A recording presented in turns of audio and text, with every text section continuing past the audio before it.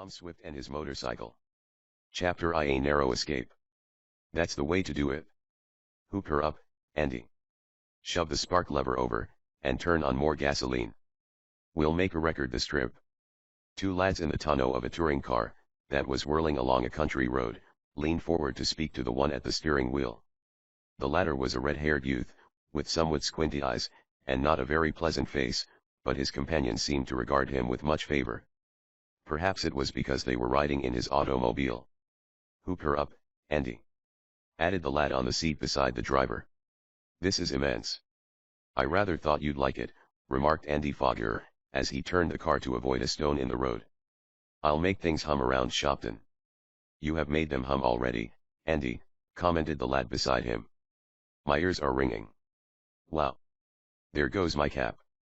As the boy spoke, the breeze, created by the speed at which the car was traveling, lifted off his cap, and sent it whirling to the rear.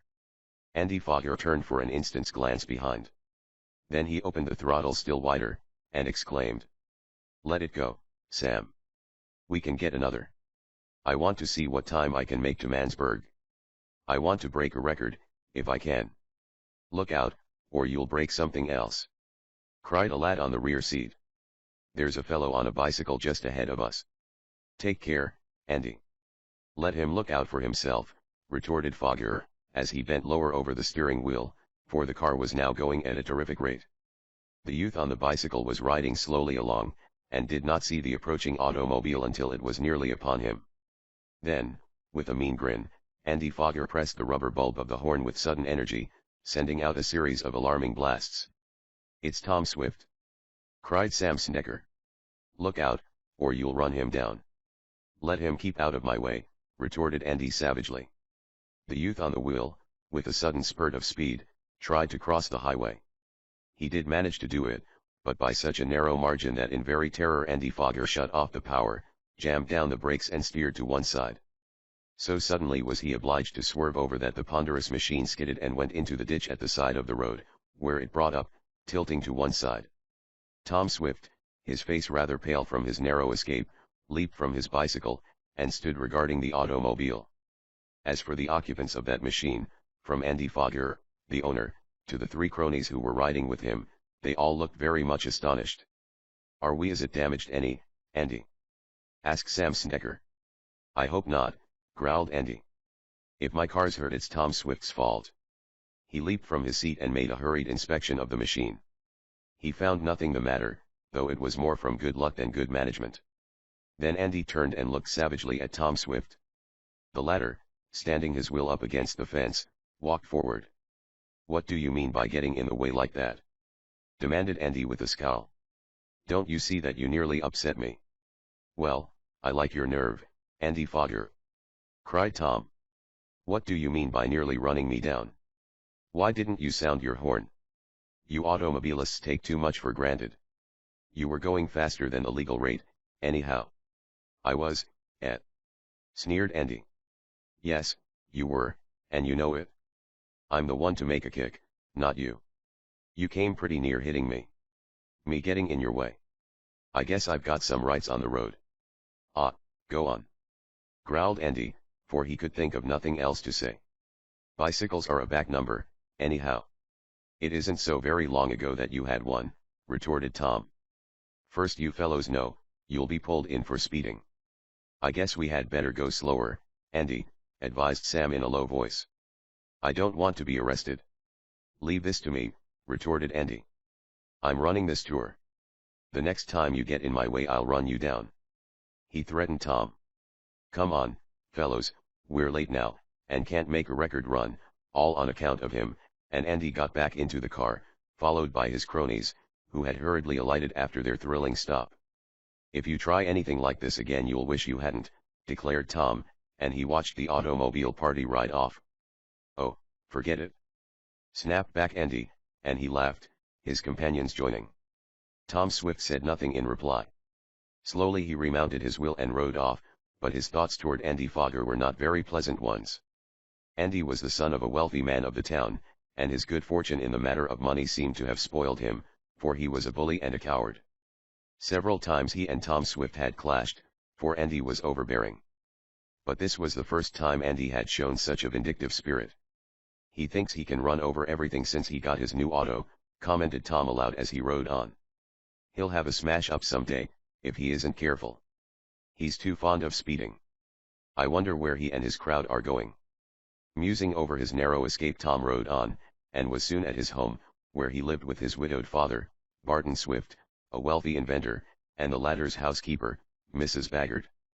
Approaching a machine shop, one of several built near his house by Mr. Swift, in which he conducted experiments and constructed apparatus, Tom was met by his parent. "What's the matter, Tom?" asked Mr. Swift. "You look as if something had happened." "Something very nearly did," answered the youth, and related his experience on the road. "Humph," remarked the inventor, "your little pleasure jaunt might have ended disastrously. I suppose Andy and his chums are off on their trip. I remember Mr. Fogger speaking to me about it the other day. He said Andy and some companions were going on a tour, to be gone a week or more. Well, I'm glad it was no worse. But have you anything special to do, Tom?"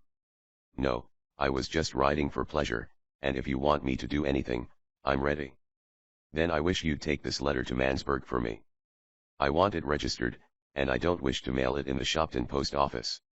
It's too important, for it's about a valuable invention. The new turbine motor, Dad." "That's it?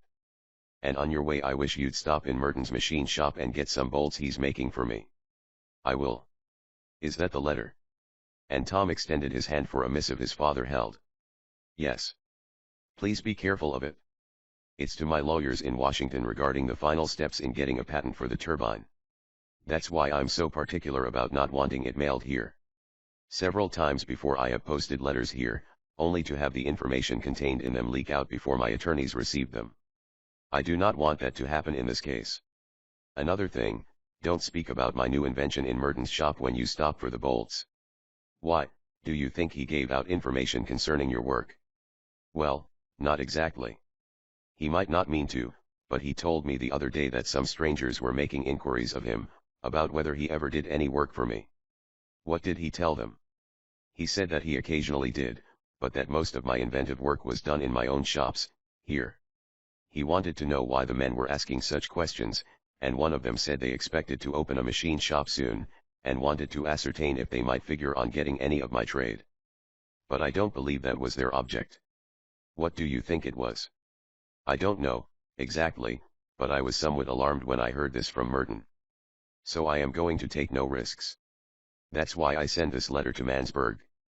Don't lose it, and don't forget about the bolts. Here is a blueprint of them, so you can see if they come up to the specifications." Tom rode off on his wheel, and was soon spinning down the road. "I wonder if I'll meet Andy Fogger and his cronies again," he thought. "Not very likely to, I guess, if they're off on a tour. Well, I'm just as well satisfied. He and I always seem to get into trouble when we meet." Tom was not destined to meet Andy again that day, but the time was to come when the red-haired bully was to cause Tom Swift no little trouble, and get him into danger besides. So Tom rode along, thinking over what his father had said to him about the letter he carried. Mr. Barton Swift was a natural inventor. From a boy he had been interested in things mechanical, and one of his first efforts had been to arrange a system of pulleys, belts, and gears so that the windmill would operate the churn in the old farmhouse where he was born. The fact that the mill went so fast that it broke the churn all to pieces did not discourage him, and he at once set to work, changing the gears. His father had to buy a new churn, but the young inventor made his plan work on the second trial, and thereafter his mother found butter making easy. From then on Barton Swift lived in a world of inventions. People used to say he would never amount to anything, that inventors never did, but Mr. Swift proved them all wrong by amassing a considerable fortune out of his many patents. He grew up, married and had one son, Tom.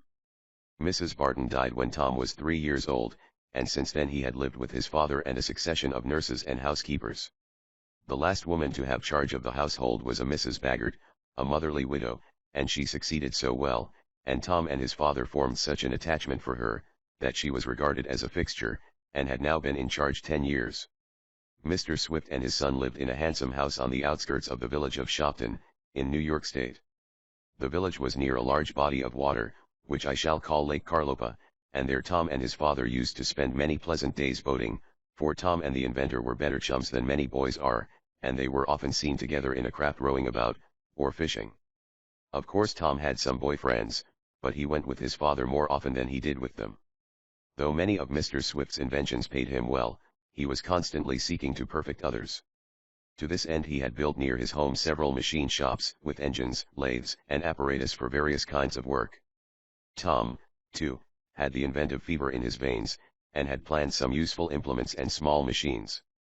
Along the pleasant country roads on a fine day in April rode Tom Swift on his way to Mansburg to register the letter. As he descended a little hill he saw, some distance away, but coming toward him, a great cloud of dust. Somebody must be driving a herd of cattle along the road, thought Tom. I hope they don't get in my way, or, rather, I hope I don't get in theirs. Guess I'd better keep to one side, yet there isn't any too much room. The dust cloud came nearer. It was so dense that whoever or whatever was making it could not be distinguished. Must be a lot of cattle in that bunch, mused the young inventor, but I shouldn't think they'd trot them so on a warm day like this. Maybe they're stampeded. If they are, I've got to look out. This idea caused him some alarm. He tried to peer through the dust cloud, but could not. Nearer and nearer it came. Tom kept on, taking care to get as far to the side of the road as he could. Then from the midst of the enveloping mass came the sound of a steady chug-chug. It's a motorcycle! Exclaimed Tom. He must have his muffler wide open, and that's kicking up as much dust as the wheels do. Whew! But whoever's on it will look like a clay image at the end of the line. Now that he knew it was a fellow cyclist who was raising such a disturbance, Tom turned more toward the middle of the road. As yet he had not had a sight of the rider, but the explosions of the motor were louder. Suddenly, when the first advancing particles of dust reached him, almost making him sneeze, Tom caught sight of the rider. He was a man of middle age, and he was clinging to the handlebars of the machine. The motor was going at full speed. Tom quickly turned to one side, to avoid the worst of the dust. The motorcyclist glanced at the youth, but this act nearly proved disastrous for him. He took his eyes from the road ahead for just a moment, and he did not see a large stone directly in his path. His front wheel hit it, and the heavy machine, which he could not control very well, skidded over toward the lad on the bicycle. The motorcyclist bounced up in the air from the saddle, and nearly lost his hold on the handlebars. "Look out!" cried Tom. "You'll smash into me." I am trying not to," were the words that were rattled out of the middle-aged man. Tom gave his wheel a desperate twist to get out of the way. The motorcyclist tried to do the same, but the machine he was on appeared to want matters its own way. He came straight for Tom, and a disastrous collision might have resulted had not another stone been in the way. The front wheel hit this, and was swerved to one side. The motorcycle flashed past Tom, just grazing his wheel, and then was lost to sight beyond in a cloud of dust that seemed to follow it like a halo. "Why don't you learn to ride before you come out on the road?" cried Tom somewhat angrily. Like an echo from the dust cloud came floating back these words.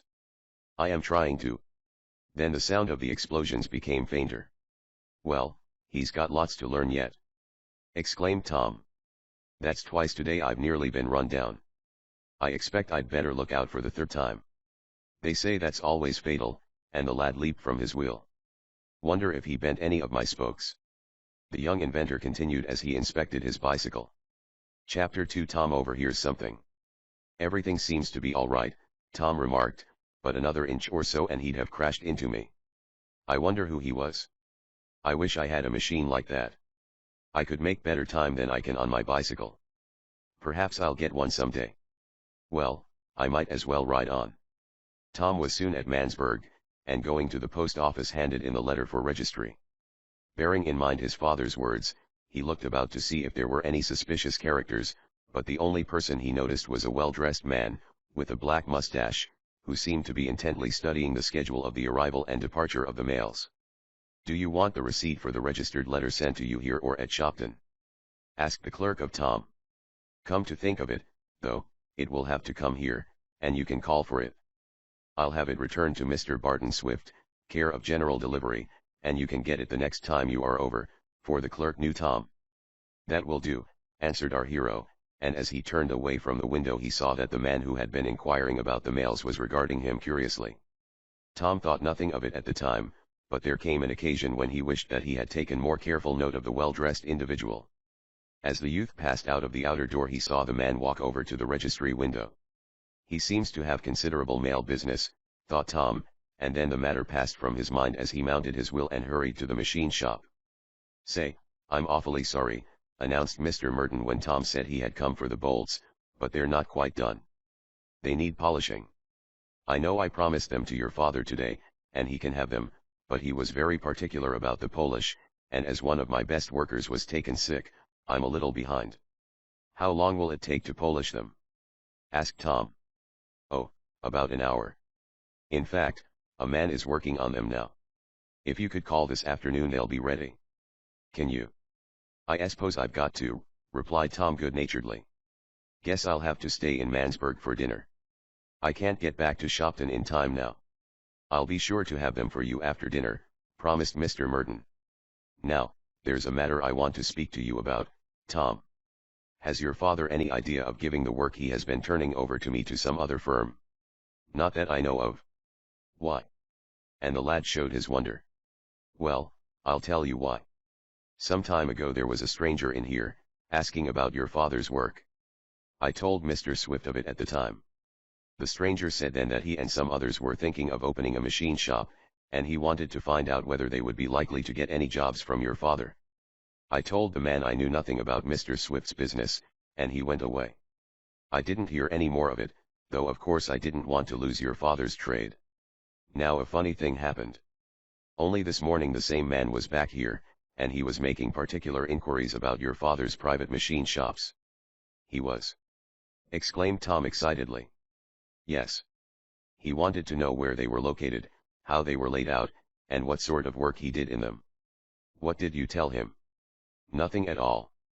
I suspected something, and I said the best way for him to find out would be to go and see your father. Wasn't that right?" "Sure. Dad doesn't want his business known any more than he can help." "What do you suppose they wanted?" "Well, the man talked as though he and his partners would like to buy your father's shops. I don't believe he'd sell. He has them arranged just for his own use in making patents, and I'm sure he would not dispose of them." "Well, that's what I thought, but I didn't tell the man so. I judged it would be best for him to find out for himself." "What was the man's name?" "He didn't tell me, and I didn't ask him." "How did he look?" "Well, he was well dressed, wore kid gloves and all that, and he had a little black mustache." Tom started, and Mr. Merton noticed it. "Do you know him?" he asked. "No," replied Tom, "but I saw." Then he stopped. He recalled the man he had seen in the post office. He answered this description, but it was too vague to be certain.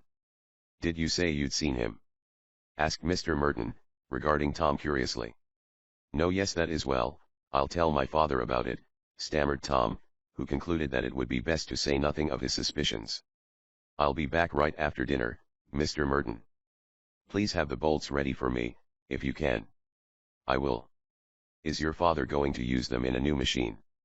"Yes, Dad is always making new machines," answered the youth, as the most polite way of not giving the proprietor of the shop any information.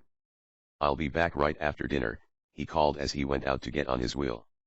Tom was much puzzled. He felt certain that the man in the post office and the one who had questioned Mr. Merton were the same. "There is something going on, that Dad should know about," reflected Tom.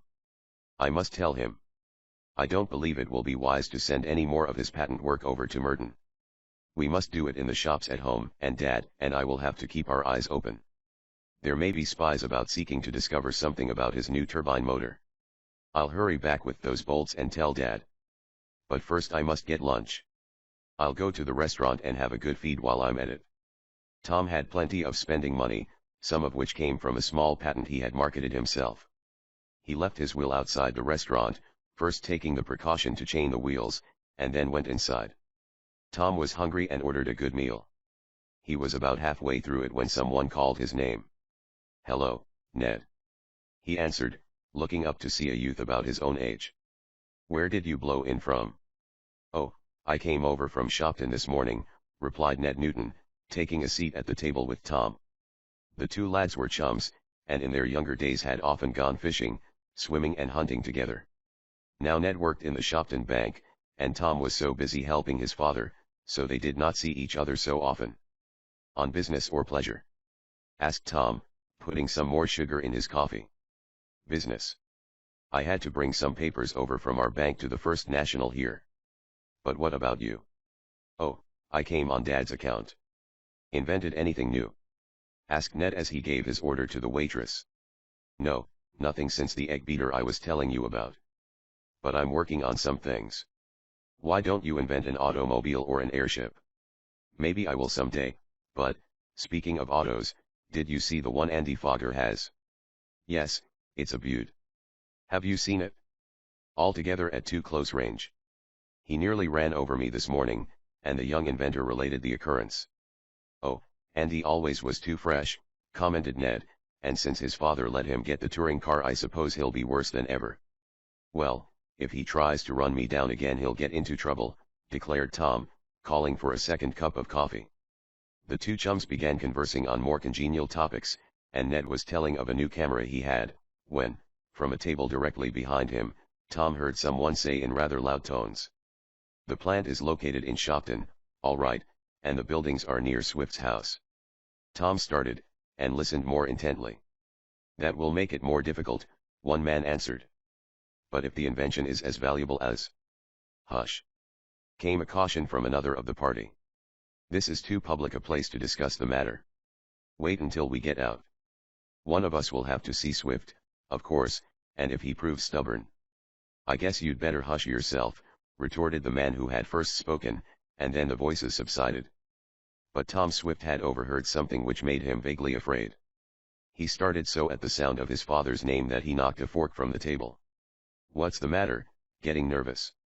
Asked Ned with a laugh. I guess so, replied Tom, and when he stooped to pick the fork up, not waiting for the girl who was serving at his table, he stole a look at the strangers who had just entered. He was startled to note that one of the men was the same he had seen in the post office, the man who answered the description of the one who had been inquiring of Mr. Merton about the Swift shops. I'm going to keep my ears open, thought Tom as he went on eating his dinner. Chapter 3 in a smash-up. Though the young inventor listened intently, in an endeavor to hear the conversation of the men at the table behind him, all he could catch was an indistinct murmur. The strangers appeared to have heeded the caution of one of their number and were speaking in low tones. Tom and Ned finished their meal, and started to leave the restaurant. As Mr. Swift's son passed the table where the men sat they looked up quickly at him. Two of them gave Tom but a passing glance, but one he whom the young inventor had noticed in the post office stared long and intently. I think he will know me the next time he sees me, thought Tom, and he boldly returned the glance of the stranger. The bolts were ready when the inventor's son called at the machine shop a second time, and making a package of them Tom fastened it to the saddle of his bicycle. He started for home at a fast pace, and was just turning from a crossroad into the main highway when he saw ahead of him a woman driving a light wagon. As the sun flashed on Tom's shining wheel the horse gave a sudden leap, swerved to one side, and then bolted down the dusty stretch, the woman screaming at the top of her voice. A runaway! Cried Tom, and partly my fault, too. Waiting not an instant the lad bent over his handlebars and pedaled with all his force. His bicycle seemed fairly to leap forward after the galloping horse. Sit still. Don't jump out. Don't jump, yelled the young inventor. I'll try to catch him. For the woman was standing up in front of the seat and leaning forward, as if about to leap from the wagon. She's lost her head, thought Tom. No wonder. That's a skittish horse. Faster and faster he rode, bending all his energies to overtake the animal. The wagon was swaying from side to side, and more than once the woman just saved herself from being thrown out by grasping the edge of the seat. She found that her standing position was a dangerous one and crouched on the bottom of the swaying vehicle. That's better, shouted Tom, but it is doubtful if she heard him, for the rattling of the wagon and the hoofbeats of the horse drowned all other sounds. Sit still, he shouted. I'll stop the horse for you. Trying to imagine himself in a desperate race, in order to excite himself to greater speed, Tom continued on. He was now even with the tailboard of the wagon, and slowly creeping up. The woman was all huddled up in a lump. Grab the reins. Grab the reins, shouted Tom. Saw on the bit. That will stop him. The occupant of the wagon turned to look at the lad. Tom saw that she was a handsome young lady. Grab the reins, he cried again. Pull hard. I can't, she answered frightenedly. They have dropped down. "Oh, do please stop the horse. I'm so frightened."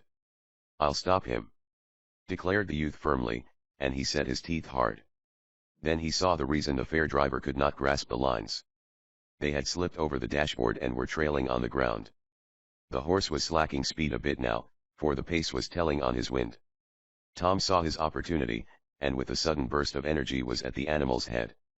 Steering his wheel with one hand, with the other the lad made a grab for the reins near the bit. The horse swerved frightenedly to one side, but Tom swung in the same direction.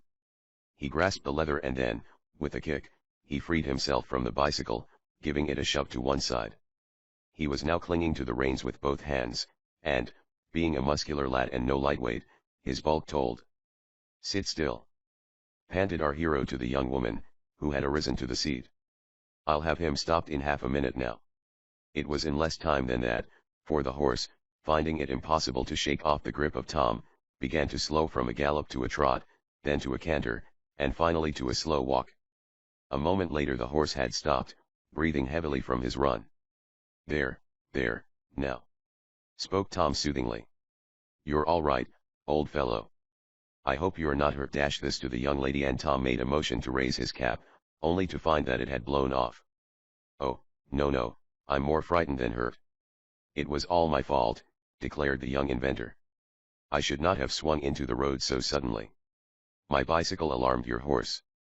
"Oh, I fancy Dobbin is easily disturbed," admitted the fair driver. "I can't thank you enough for stopping him. You saved me from a bad accident. It was the least I could do. Are you all right now?"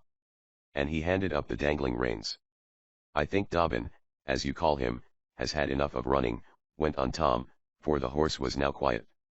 "I hope so. Yes, I am all right. I trust your will is not damaged. If it is, my father, Mr. Amos Nestor, of Mansburg, will gladly pay for its repair." This reminded the young inventor of his bicycle, and making sure that the horse would not start up again, he went to where his wheel and his cap lay. He found that the only damage to the bicycle was a few bent spokes, and, straightening them and having again apologized to the young woman, receiving in turn her pardon and thanks, and learning that her name was Mary Nestor, Tom once more resumed his trip. The wagon followed him at a distance, the horse evincing no desire now to get out of a slow amble. "Well, things are certainly happening to me today," mused Tom as he pedaled on. "That might have been a serious runaway if there'd been anything in the road." Tom did not stop to think that he had been mainly instrumental in preventing a bad accident, as he had been the innocent cause of starting the runaway, but Tom was ever a modest lad. His arms were wrenched from jerking on the bridle, but he did not mind that much, and bent over the handlebars to make up for lost time.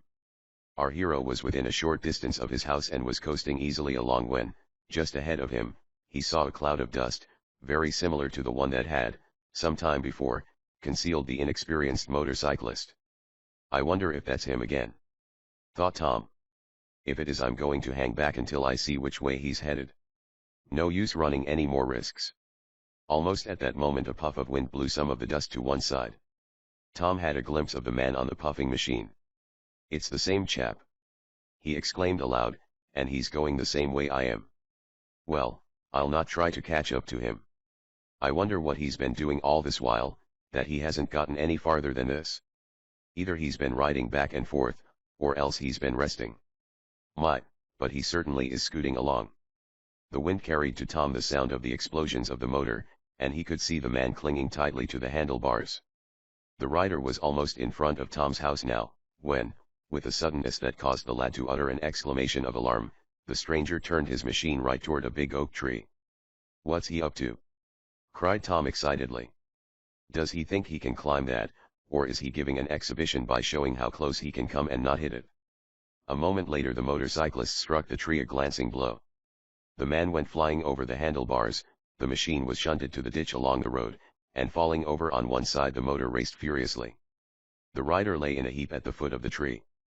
"My, that was a smash!" cried Tom. "He must be killed." And bending forward, he raced toward the scene of the accident. Chapter 4: Tom and a Motorcycle. When Tom reached the prostrate figure on the grass at the foot of the old oak tree, the youth bent quickly over the man. There was an ugly cut on his head, and blood was flowing from it. But Tom quickly noticed that the stranger was breathing, though not very strongly. Well, he's not dead just yet, exclaimed the youth with a sigh of relief. But I guess he's pretty badly hurt. I must get help. No, I'll take him into our house. It's not far. I'll call Dad. Leaning his wheel against the tree, Tom started for his home, about 300 feet away, and then he noticed that the stranger's motorcycle was running at full speed on the ground. Guess I'd better shut off the power, he exclaimed. No use letting the machine be ruined.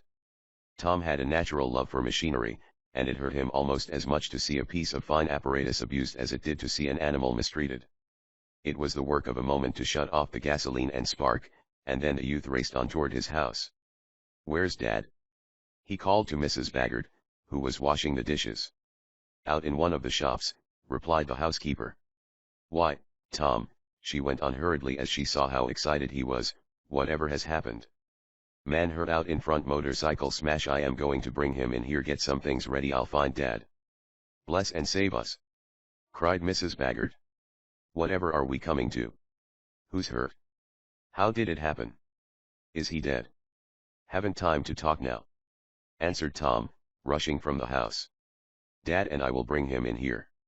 Tom found his father in one of the 3 small machine shops on the grounds about the Swift home. The youth hurriedly told what had happened. Of course we'll bring him right in here, assented Mr. Swift, putting aside the work upon which he was engaged. Did you tell Mrs. Baggert? Yes, and she's all excited. Well, she can't help it, being a woman, I suppose. But we'll manage. Do you know the man? Never saw him before today, when he tried to run me down. Guess he doesn't know much about motorcycles. But come on, Dad. He may bleed to death. Father and son hurried to where the stranger lay. As they bent over him, he opened his eyes and asked faintly, Where am I? What happened? You're all right, in good hands, said Mr. Swift. Are you much hurt? Not much, mostly stunned, I guess. What happened? He repeated. You and your motorcycle tried to climb a tree, remarked Tom with grim humor. Oh, yes, I remember now. I couldn't seem to steer out of the way. And I couldn't shut off the power in time. Is the motorcycle much damaged? The front wheel is, reported Tom, after an inspection, and there are some other brakes, but I guess. I wish it was all smashed, exclaimed the man vigorously. I never want to see it again. Why, don't you like it? Asked Tom eagerly. No, and I never will, the man spoke faintly but determinedly. Never mind now, interposed Mr. Swift. Don't excite yourself. My son and I will take you to our house and send for a doctor.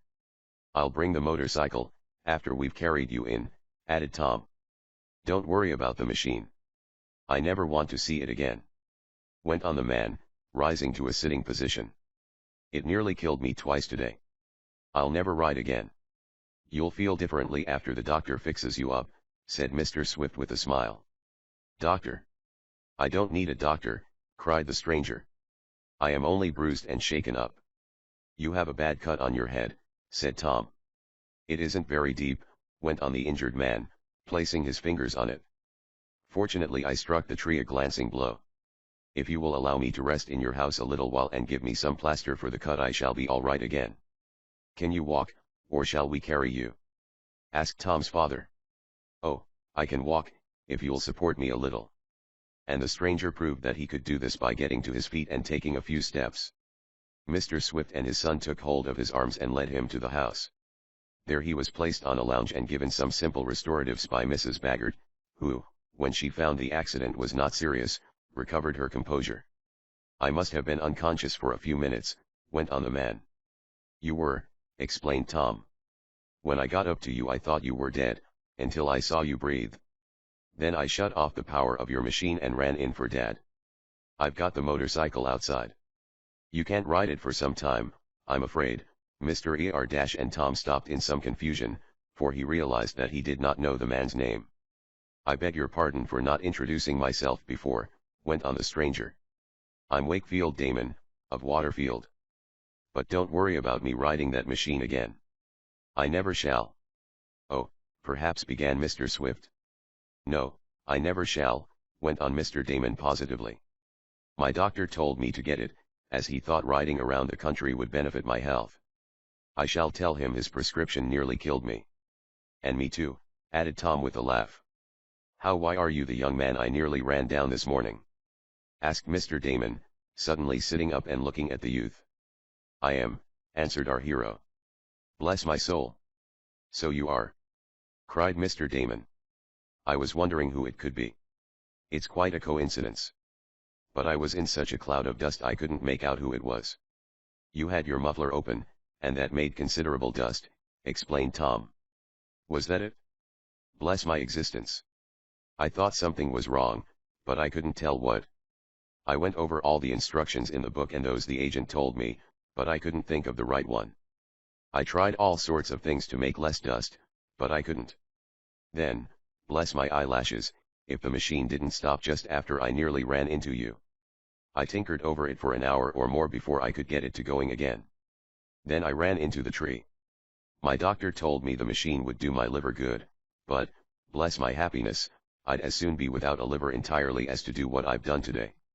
I am done with motorcycling. A hopeful look came over Tom's face, but he said nothing, that is, not just then. In a little while Mr. Damon felt so much better that he said he would start for home. I'm afraid you'll have to leave your machine here, said Tom. You can send for it any time you want to, added Mr. Swift. Bless my hatband! Exclaimed Mr. Damon, who appeared to be very fond of blessing his various organs and his articles of wearing apparel. Bless my hatband! I never want to see it again. If you will be so kind as to keep it for me, I will send a junk man after it. I will never spend anything on having it repaired. I am done with that form of exercise, liver or no liver, doctor or no doctor. He appeared very determined. Tom quickly made up his mind. Mr. Damon had gone to the bathroom to get rid of some of the mud on his hands and face. Father, said Tom earnestly, may I buy that machine off him? What? Buy a broken motorcycle? I can easily fix it. It is a fine make, and in good condition. I can repair it. I've wanted a motorcycle for some time, and here's a chance to get a good one cheap. You don't need to do that, replied Mr. Swift.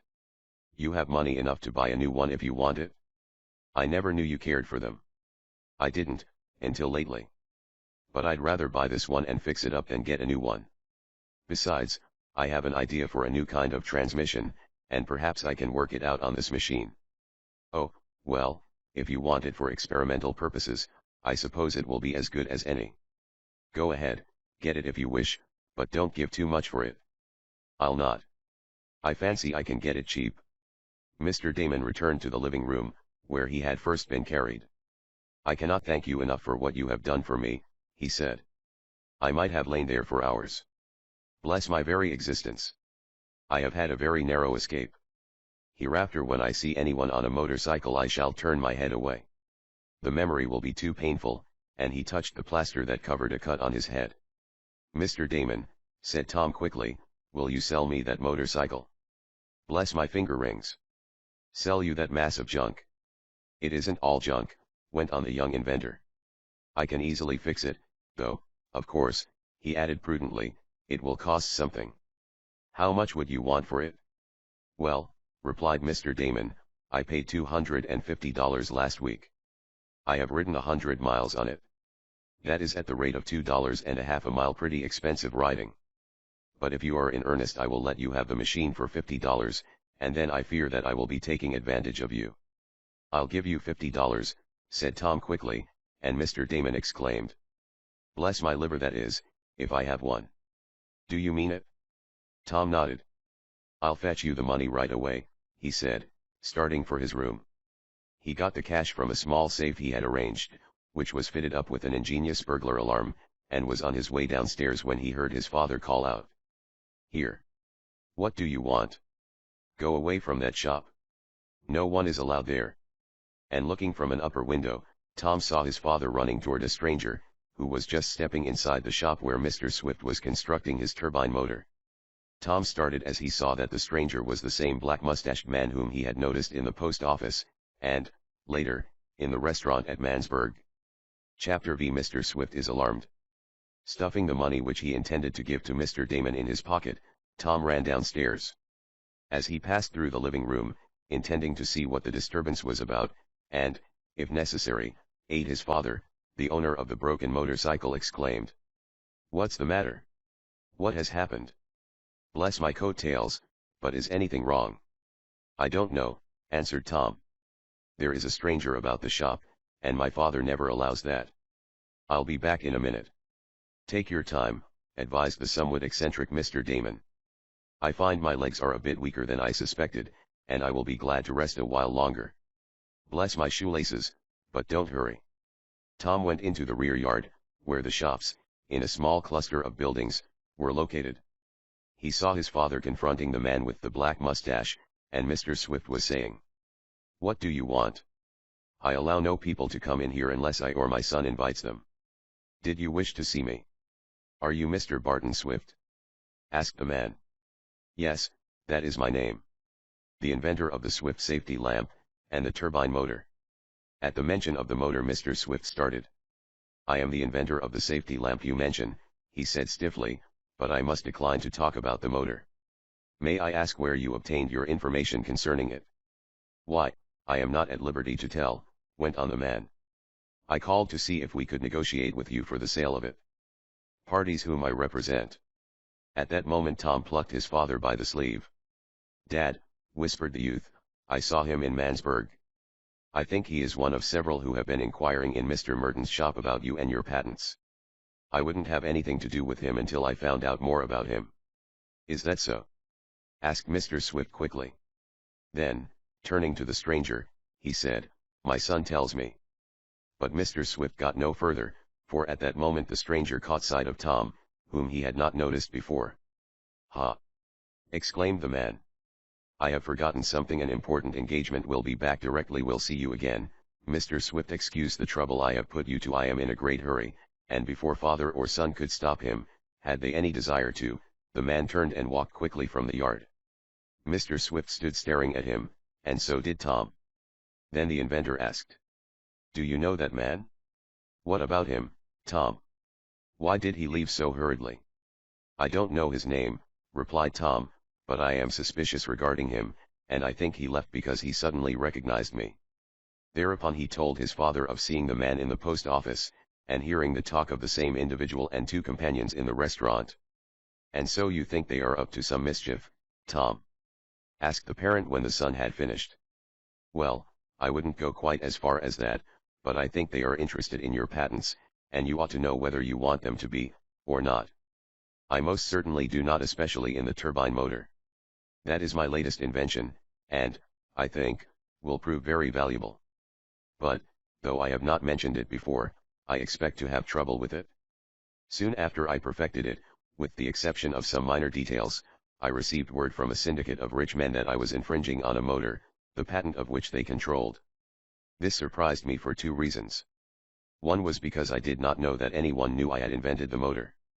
I had kept the matter secret, and I am at a loss to know how it leaked out. To prevent any further information concerning my plans becoming public, I sent you to Mansburg today. But it seems that the precaution was of little avail. Another matter of surprise was the information that I was infringing on the patent of someone else. I had a very careful examination made, and I found that the syndicate of rich men was wrong. I was not infringing. In fact, though the motor they have is somewhat like mine, there is one big difference: theirs does not work, while mine does. Their patents are worthless. Then what do you think is their object? I think they want to get control of my invention of the turbine motor, Tom. That is what has been worrying me lately. I know these men to be unscrupulous, and, with plenty of money, they may make trouble for me. But can't you fight them in the courts?" "Yes, I could do that. It is not as if I was a poor man, but I do not like lawsuits. I want to live quietly and invent things. I dislike litigation. However, if they force it on me, I will fight," exclaimed Mr. Swift determinedly. "Do you think this man was one of the crowd of financiers?" asked Tom. "It would be hard to say. I did not like his actions, and the fact that he sneaked in here, as if he was trying to get possession of some of my models or plans, makes it suspicious." "It certainly does," agreed Tom. "Now, if we only knew his name we could." He suddenly paused in his remark and sprang forward. He picked up an envelope that had dropped where the stranger had been standing. "The man lost this from his pocket, Dad," said Tom eagerly. It's a telegram. Shall we look at it? I think we will be justified in protecting ourselves. Is the envelope open? Yes. Then read the telegram. Tom drew out a folded yellow slip of paper. It was a short message. He read. Anson Morse, Mansburg. See Swift today. Make offer. If not accepted, do the best you can. Spare no effort. Don't give plans away. Is that all? Asked Mr. Swift. All except the signature. Who is the telegram signed by? By Smeek and Catch, answered Tom. Those rascally lawyers! Exclaimed his father. I was beginning to suspect this. That is the firm which represents the syndicate of wealthy men who are trying to get my turbine motor patents away from me. Tom, we must be on our guard. They will wage a fierce fight against me, for they have sunk many thousands of dollars in a worthless machine, and are desperate. We'll fight 'em, cried Tom. You and I, Dad. We'll show 'em that the firm of Swift and Son is Swift by name and Swift by nature. Good! Exclaimed the inventor. I'm glad you feel that way about it, Tom. But we are going to have no easy task. Those men are rich and unscrupulous. We shall have to be on guard constantly. Let me have that telegram. It may come in useful. Now I must send word to Reed and Crawford, my attorneys in Washington, to be on the lookout. Matters are coming to a curious pass. As Mr. Swift and his son started for the house, they met Mr. Damon coming toward them. Bless my very existence! Cried the eccentric man. I was beginning to fear something had happened to you. I am glad that you are all right. I heard voices, and I imagined. It's all right, Mr. Swift reassured him. There was a stranger about my shop, and I never allow that. Do you feel well enough to go? If not, we shall be glad to have you remain with us. We have plenty of room. Oh, thank you very much, but I must be going. I feel much better. Bless my gaiters, but I never will trust myself in even an automobile again. I will renounce gasoline from now on. That reminds me, spoke Tom. I have the money for the motorcycle, and he drew out the bills. You are sure you will not regret your bargain, Mr. Damon? The machine is new, and needs only slight repairs. $50 is. Tut, young man. I feel as if I was getting the best of you. Bless my handkerchief. I hope you have no bad luck with it. I'll try and be careful, promised Tom with a smile as he handed over the money. I am going to gear it differently and put some improvements on it. Then I will use it instead of my bicycle. It would have to be very much improved before I trusted myself on it again, declared Mr. Damon. Well, I appreciate what you have done for me, and if at any time I can reciprocate the favor, I will only be too glad to do so. Bless my soul, though, I hope I don't have to rescue you from trying to climb a tree, and with a laugh, which showed that he had fully recovered from his mishap, he shook hands with father and son and left. A very nice man, Tom, commented Mr. Swift. Somewhat odd and out of the ordinary, but a very fine character, for all that. That's what I say, added the son. Now, Dad, you'll see me scooting around the country on a motorcycle. I've always wanted one, and now I have a bargain. Do you think you can repair it? Of course, Dad. I've done more difficult things than that. I'm going to take it apart now, and see what it needs. Before you do that, Tom, I wish you would take a telegram to town for me. I must wire my lawyers at once. Dad looks worried, thought Tom as he wheeled the broken motorcycle into a machine shop, where he did most of his work. Well, I don't blame him. But we'll get the best of those scoundrels yet. Chapter 6 An Interview in the Dark. While Mr. Swift was writing the message he wished his son to take to the village, the young mechanic inspected the motorcycle he had purchased. Tom found that a few repairs would suffice to put it in good shape, though an entire new front wheel would be needed. The motor had not been damaged, as he ascertained by a test. Tom rode into town on his bicycle, and as he hurried along he noticed in the west a bank of ugly-looking clouds that indicated a shower. I'm in for a wetting before I get back, he mused, and he increased his speed, reaching the telegraph office shortly before 7 o'clock. Think this storm will hold off until I get home? Asked Tom. I'm afraid not, answered the agent. You'd better get a hustle on. Tom sprinted off. It was getting dark rapidly, and when he was about a mile from home he felt several warm drops on his face. "Here it comes!" exclaimed the youth. "Now for a little more speed." Tom pressed harder on the pedals, too hard, in fact, for an instant later something snapped, and the next he knew he was flying over the handlebars of the bicycle. At the same time there was a metallic, clinking sound. "Chains busted!" exclaimed the lad as he picked himself up out of the dust. "Well, wouldn't that jar you?" And he walked back to where, in the dusk, he could dimly discern his wheel. The chain had come off the two sprockets and was lying to one side. Tom picked it up and ascertained by close observation that the screw and nut holding the two joining links together was lost. "Nice pickle," he murmured. "How am I going to find it in all this dust and darkness?" he asked himself disgustedly. "I'll carry an extra screw next time." "No, I won't, either. I'll ride my motorcycle next time." "Well, I may as well give a look around. I hate to walk, if I can fix it and ride." Tom had not spent more than 2 minutes looking about the dusty road, with the aid of matches, for the screw, when the rain suddenly began falling in a hard shower. "Guess there's no use lingering here any longer," he remarked. "I'll push the wheel and run for home." He started down the road in the storm and darkness. The highway soon became a long puddle of mud, through which he splashed, finding it more and more difficult every minute to push the bicycle in the thick, sticky clay. Above the roar of the wind and the swishing of the rain he heard another sound. It was a steady puff-puff, and then the darkness was cut by a glare of light. "An automobile," said Tom aloud. "Guess I'd better get out of the way." He turned to one side, but the auto, instead of passing him when it got to the place where he was, made a sudden stop. "Want a ride?" asked the chauffeur, peering out from the side curtains which somewhat protected him from the storm. Tom saw that the car was a large, touring one. "Can I give you a lift?" went on the driver. "Well, I've got my bicycle with me," explained the young inventor. "My chain's broken, and I've got a mile to go." "Jump up and back," invited the man. "Leave your wheel here, I guess it will be safe." "Oh, I couldn't do that," said Tom. "I don't mind walking. I'm wet through now, and I can't get much wetter." "I'm much obliged, though." "Well, I'm sorry, but I can hardly take you and the bicycle, too," continued the chauffeur. "Certainly not," added a voice from the tonneau of the car. "We can't have a muddy bicycle in here." "Who is that person, Simpson?" "It's a young man," answered the driver. "Is he acquainted around here?"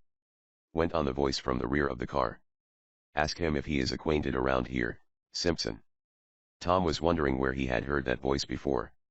He had a vague notion that it was familiar. "Are you acquainted around here?" obediently asked the man at the wheel. "I live here," replied Tom.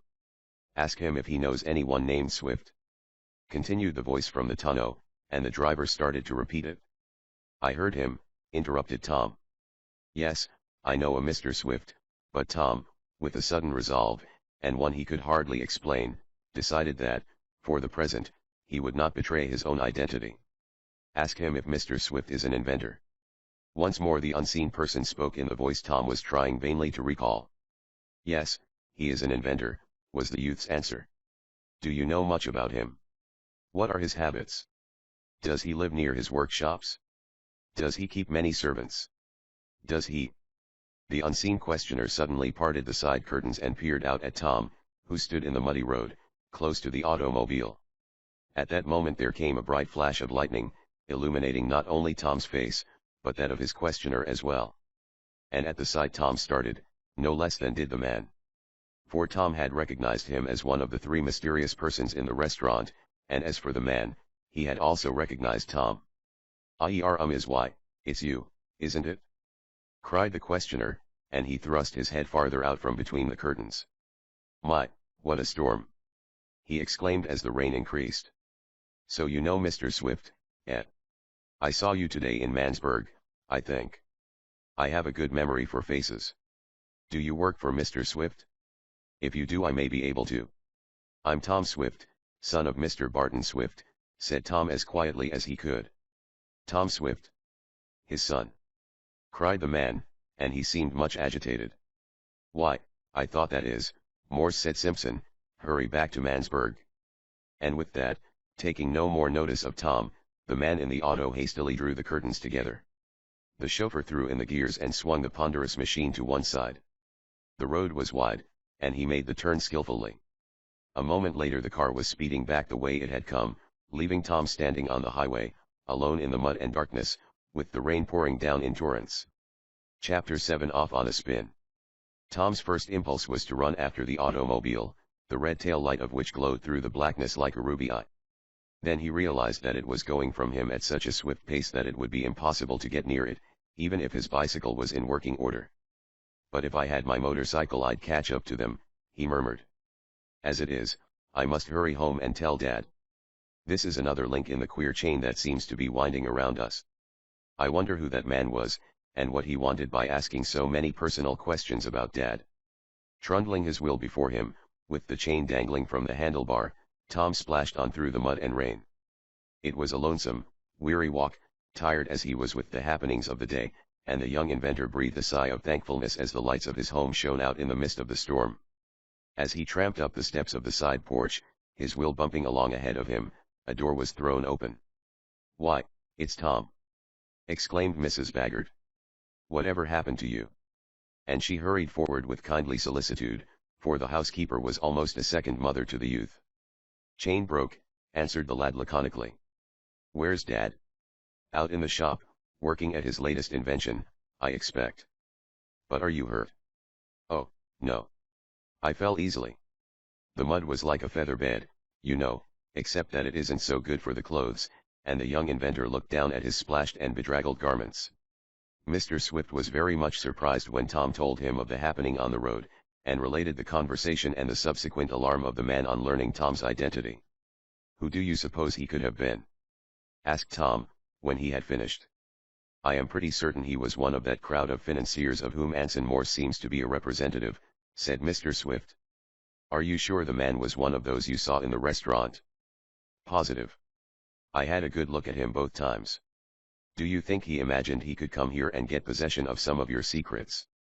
"I hardly know what to think, Tom. But we will take every precaution. We will set the burglar alarm wires, which I have neglected for some time, as I fancied everything would be secure here.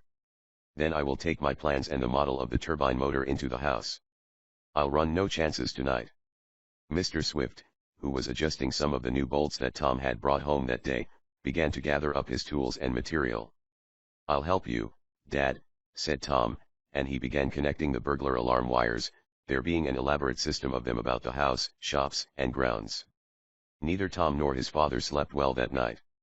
Several times one or the other of them arose, thinking they heard unusual noises, but it was only some disturbance caused by the storm, and morning arrived without anything unusual having taken place. The rain still continued, and Tom, looking from his window and seeing the downpour, remarked, "I'm glad of it." "Why?" asked his father, who was in the next room. "Because I'll have a good excuse for staying in and working on my motorcycle." "But you must do some studying," declared Mr. Swift. "I will hear you in mathematics right after breakfast." "All right, Dad. I guess you'll find I have my lessons." Tom had graduated with honors from a local academy, and when it came to a question of going further in his studies, he had elected to continue with his father for a tutor, instead of going to college. Mr. Swift was a very learned man, and this arrangement was satisfactory to him, as it allowed Tom more time at home, so he could aid his father on the inventive work and also plan things for himself. Tom showed a taste for mechanics, and his father wisely decided that such training as his son needed could be given at home to better advantage than in a school or college. Lessons over, Tom hurried to his own particular shop, and began taking apart the damaged motorcycle. "First I'll straighten the handlebars, and then I'll fix the motor and transmission," he decided.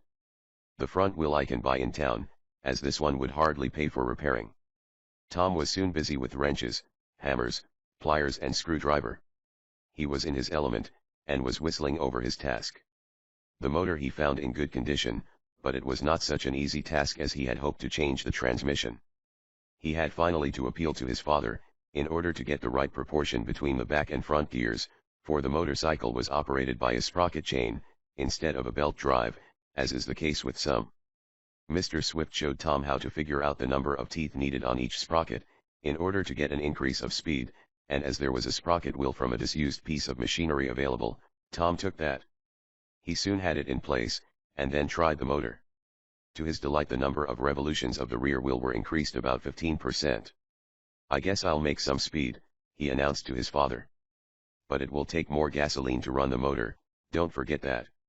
You know the great principle of mechanics that you can't get out of a machine any more than you put into it, nor quite as much, as a matter of fact, for considerable is lost through friction." "Well, then, I'll enlarge the gasoline tank," declared Tom.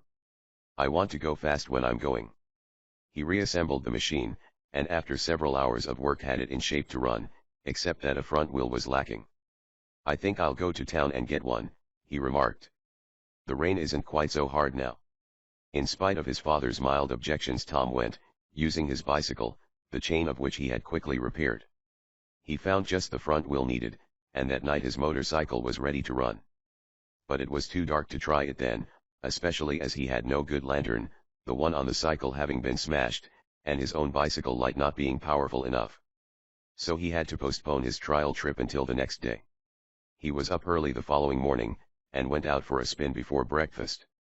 He came back, with flushed cheeks and bright eyes, just as Mr. Swift and Mrs. Baggert were sitting down to the table. "To Reedville and back," announced Tom proudly. "What, a round trip of 30 miles?" exclaimed Mr. Swift. "That's what," declared his son. "I went like a greased pig most of the way. I had to slow up going through Mansburg, but the rest of it time I let it out for all it was worth." "You must be careful," cautioned his father. "You are not an expert yet." "No, I realize that. Several times, when I wanted to slow up, I began to backpedal, forgetting that I wasn't on my bicycle. Then I thought to shut off the power and put on the brake. But it's glorious fun. I'm going out again as soon as I have something to eat. That is, unless you want me to help you, Dad." "No, not this morning. Learn to ride the motorcycle. It may come in handy." Neither Tom nor his father realized what an important part the machine was soon to play in their lives. Tom went out for another spin after breakfast, and in a different direction. He wanted to see what the machine would do on a hill, and there was a long, steep one about 5 miles from home. The roads were in fine shape after the rain, and he speeded up the incline at a rapid rate. "It certainly does eat up the road," the lad murmured. "I have improved this machine considerably.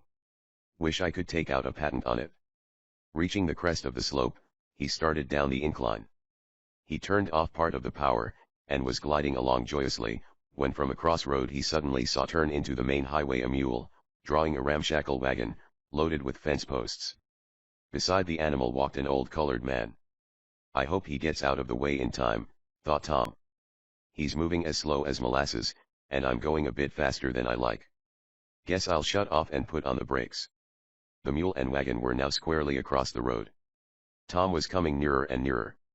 He turned the handle grip, controlling the supply of gasoline, and to his horror he found that it was stuck. He could not stop the motorcycle. "Look out! Look out!" cried Tom to the Negro. "Get out of the way. I can't stop. Let me pass you." The darky looked up. He saw the approaching machine, and he seemed to lose possession of his senses. "Whoa, Boomerang!" cried the Negro. "Whoa! Suffin's squinty happen. That's what," muttered Tom desperately, as he saw that there was not room for him to pass without going into the ditch, a proceeding that would mean an upset. "Pull out of the way!" he yelled again. But either the driver could not understand, or did not appreciate the necessity. The mule stopped and reared up. The colored man hurried to the head of the animal to quiet it. "Whoa, Boomerang! Just yo stand still," he said. Tom, with a great effort, managed to twist the grip and finally shut off the gasoline. But it was too late. He struck the darky with the front wheel. Fortunately the youth had managed to somewhat reduce his speed by a quick application of the brake, or the result might have been serious. As it was, the colored man was gently lifted away from the mule's head and tossed into the long grass in the ditch. Tom, by a great effort, succeeded in maintaining his seat in the saddle, and then, bringing the machine to a stop, he leaped off and turned back. The colored man was sitting up, looking dazed. "Whoa, Boomerang!" he murmured. "Suffin's happened." But the mule, who had quieted down, only waggled his ears lazily, and Tom, ready to laugh, now that he saw he had not committed manslaughter, hurried to where the colored man was sitting. Chapter 8 Suspicious Actions. "Are you hurt?" asked Tom as he leaned his motorcycle against the fence and stood beside the Negro. "Hurt?" repeated the dark it. "I is killed, that's what I is. I ain't got a whole bone in my body. Good landy, but I suddenly am in a awful state. Would yo mind tellin' me if dat ar mule am still alive?" "Of course he is," answered Tom. "He isn't hurt a bit. But why can't you turn around and look for yourself?" "No, sah. No, indeedy, sah," replied the colored man. "Yo don't catch dis ya nigger lookin' around." "Why not?" "Why not? 'Cause I'll tell yo why not. I'm so stiffin' I'm so nearly broke to pieces, dat if I turn my head around it suah will twist off'n my body. No, sah. No, indeedy, sah, I ain't gwine to turn round. But am yo suah dat ma mule Boomerang ain't hurted?" "No, he's not hurt a bit, and I'm sure you are not. I didn't strike you hard, for I had almost stopped my machine. Try to get up. I'm positive you'll find yourself all right. I'm sorry it happened." "Oh, that's all right. Don't mind me," went on the colored man. "It was ma fault for gettin' in the road. But dat mule Boomerang am suddenly the most outrageous quadruped dat ever circumlocuted." "Why do you call him Boomerang?" asked Tom, wondering if the Negro really was hurt. "What fo I call him Boomerang? Did yo ever see dem Australian black mans what go around wid a circus hero dem crooked sticks dey calls boomerangs?" "Yes, I've seen them." "Well, Boomerang, ma mule, am jest like dat. He's crooked, to begin wid, and another thing, yo can't never tell when yo start him or he's gwine to land up. That's why I calls him Boomerang." "I see. It's a very proper name. But why don't you try to get up? Does yo think I can?" "Sure. Try it. By the way, what's your name?" "My name? Why I was christened Eradicate Andrew Jackson Abraham Lincoln Sampson, but folks most generally calls me Eradicate Sampson, and some don't even go to dat length. They just calls me Rad, fo short." "Eradicate," mused Tom. "That's a queer name, too. Why were you called that?" "Well, yo see I eradicates the dirt. I'm a cleaner and a whitewasher by profession, and somebody give me dat name. They said it were fittin' and proper, and I kept it ever since. Yis, sah, ise Eradicate Sampson, at yo service. Yo ain't got no chicken coops yo wants cleaned out, has yo? Or any stables or fences to whitewash? I guarantees satisfaction." "Well, I might find some work for you to do," replied the young inventor, thinking this would be as good a means as any of placating the dark it. "But come, now, try and see if you can stand. I don't believe I broke any of your legs." "I guess not. I feels better now. Where am dat work yo was speakin' ob?" And Eradicate Sampson, now that there seemed to be a prospect of earning money, rose quickly and easily. "Why, you're all right," exclaimed Tom, glad to find that the accident had had no serious consequences. "Yis, sah, I guess I be. Whar did yo say yo had some whitewashin' to do?" "No place in particular, but there is always something that needs doing at our house. If you call I'll give you a job." "Yis, sah, I'll be sure to call," and Eradicate walked back to where Boomerang was patiently waiting. Tom told the colored man how to find the Swift home, and was debating with himself whether he ought not to offer Eradicate some money as compensation for knocking him into the air, when he noticed that the Negro was tying one wheel of his wagon fast to the body of the vehicle with a rope. "What are you doing that for?" asked Tom. Got to get downhill with this load ob fence posts," was the answer. "If I didn't it would be right onto the heels ob Boomerang, and whenever he feels anything on his heels he does act wuss than a circus mule. But why don't you use your brake? I see you have one on the wagon. Use the brake to hold back going downhill." "'Scuse me, Mr. Swift, 'scuse me," exclaimed Eradicate quickly. "But yo don't know dat brake. It's wuss dan none at all. It don't work, for a fact." "No, indeedy, sah. Ise got to rope the wheel." Tom was interested at once. He made an examination of the brake, and soon saw why it would not hold the wheels. The foot lever was not properly connected with the brake bar. It was a simple matter to adjust it by changing a single bolt, and this Tom did with tools he took from the bag on his motorcycle. The colored man looked on in open-mouthed amazement, and even Boomerang peered lazily around, as if taking an interest in the proceedings. "There," said Tom at length, as he tightened the nut. "That brake will work now, and hold the wagon on any hill. You won't need to rope the wheel. You didn't have the right leverage on it." "'Scuse me, Mr. Swift, but what's dat yo' said?" And Eradicate leaned forward to listen deferentially. "I said you didn't have the right leverage." "No, sah, Mr. Swift, 'scuse me, but yo' made a slight mistake. I ain't never had no leverage on dis yah wagon. It ain't dat kind o' be a wagon. I on't drove a livery rig, but dat were some years ago. I ain't worked FO delivery stable in some time now. That's why I know there ain't no livery on dis wagon. Yo'll 'scuse me, but yo' am slightly mistaken." "All right," rejoined Tom with a laugh, not thinking it worthwhile to explain what he meant by the lever force of the brake rod. "Let it go at that. Livery or no livery, your brake will work now. I guess you're all right. Now don't forget to come around and do some whitewashing," and seeing that the colored man was able to mount to the seat and start off Boomerang, who seemed to have deep-rooted objections about moving, Tom wheeled his motorcycle back to the road. Eradicate Sampson drove his wagon a short distance and then suddenly applied the brake. It stopped short, and the mule looked around as if surprised. "It's do work, Mr. Swift," called the darky to Tom, who was waiting the result of his little repair job. "It's do work. I'm glad of it. Ma golly. But yo am suttinly a conjure man when it comes to fixin' wagons. Did yo ever work for a blacksmith?" "No, not exactly." "Well, goodbye, Eradicate. I'll look for you someday next week." With that Tom leaped on his machine and speeded off ahead of the colored man and his rig. As he passed the load of fence posts, the youth heard Eradicate remark in awe-stricken tones, "Ma golly. He suttinly go like the wind. And ain't dat I were hit by dat monstrousness machine, and not hurted. Ma golly. T'ings am suttinly happenin'. Gee lang, Boomerang. This machine has more possibilities in it than I suspected," mused Tom. "But one thing I've got to change, and that is the gasoline and spark controls. I don't like them the way they are. I want a better leverage, just as Eradicate needed on his wagon. I'll fix them, too, when I get home." He rode for several hours, until he thought it was about dinner time, and then, heading the machine toward home, he put on all the speed possible, soon arriving where his father was at work in the shop. "Well, how goes it?" asked Mr. Swift with a smile as he looked at the flushed face of his son. "Fine, Dad. I scooted along in great shape.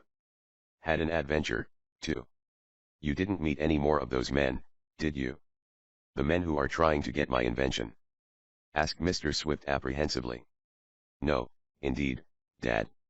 I simply had a little run-in with a chap named Eradicate Andrew Jackson Abraham Lincoln Sampson, otherwise known as Rad Sampson, and I engaged him to do some whitewashing for us. We do need some whitewashing done, don't we, Dad?" "What's that?" asked Mr. Swift, thinking his son was joking. Then Tom told of the happening. "Yes, I think I can find some work for Eradicate to do," went on Mr. Swift. "There is some dirt in the boiler shop that needs eradicating, and I think he can do it. But dinner has been waiting some time.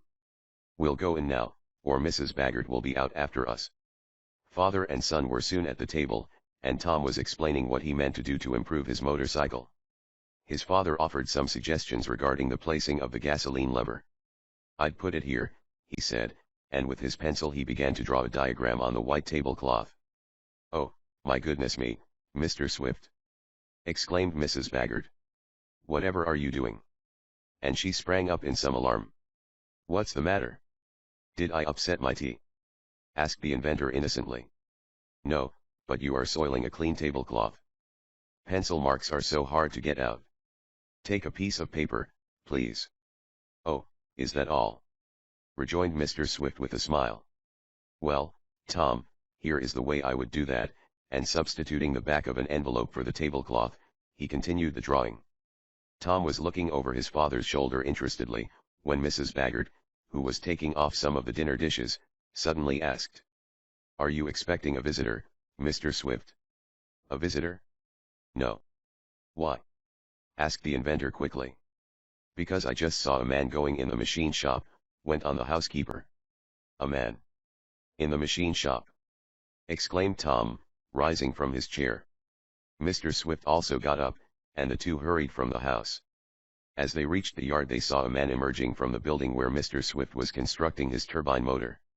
The man had his back turned toward them and seemed to be sneaking around, as though desirous of escaping observation. "What do you want?" called Mr. Swift. The man turned quickly. At the sight of Mr. Swift and Tom he made a jump to one side and got behind a big packing box. "That's queer," spoke Tom. "I wonder what he wants." "I'll soon see," rejoined Mr. Swift, and he started on a run toward where the man was hiding. Tom followed his father, and as the two inventors reached the box the man sprang from behind it and down the yard to a lane that passed in back of the Swift house. As he ran he was seen to stuff some papers in his pocket. "My plans. He's stolen some of my plans," cried Mr. Swift. "Catch him, Tom." Tom ran after the stranger, whose curious actions had roused their suspicions, while Mr. Swift entered the motor shop to ascertain whether anything had been stolen. Chapter 9: A fruitless pursuit. Down through the yard Tom speeded, in and out among the buildings, looking on every side for a sight of the bold stranger. No one was to be seen. "He can't be very far ahead," thought Tom. "I ought to catch him before he gets to the woods. If he reaches there he has a good chance of getting away." There was a little patch of trees just back of the inventor's house, not much of a woods, perhaps, but that is what they were called. "I wonder if he was some ordinary tramp, looking for what he could steal, or if he was one of the gang after Dad's invention," thought Tom as he sprinted ahead. By this time the youth was clear of the group of buildings and in sight of a tall, board fence, which surrounded the Swift estate on three sides. Here and there, along the barrier, were piled old packing cases, so that it would be easy for a fugitive to leap upon one of them and so get over the fence. Tom thought of this possibility in a moment. "I guess he got over ahead of me," the lad exclaimed, and he peered sharply about. "I'll catch him on the other side." At that instant Tom tripped over a plank and went down full length, making quite a racket. When he picked himself up he was surprised to see the man he was after dart from inside a big box and start for the fence, near a point where there were some packing cases piled up, making a good approach to the barrier. The fugitive had been hiding, waiting for a chance to escape, and Tom's fall had alarmed him. "Here. Hold on there. Come back," cried the youth as he recovered his wind and leaped forward. But the man did not stay. With a bound he was up on the pile of boxes, and the next moment he was poised on top of the fence.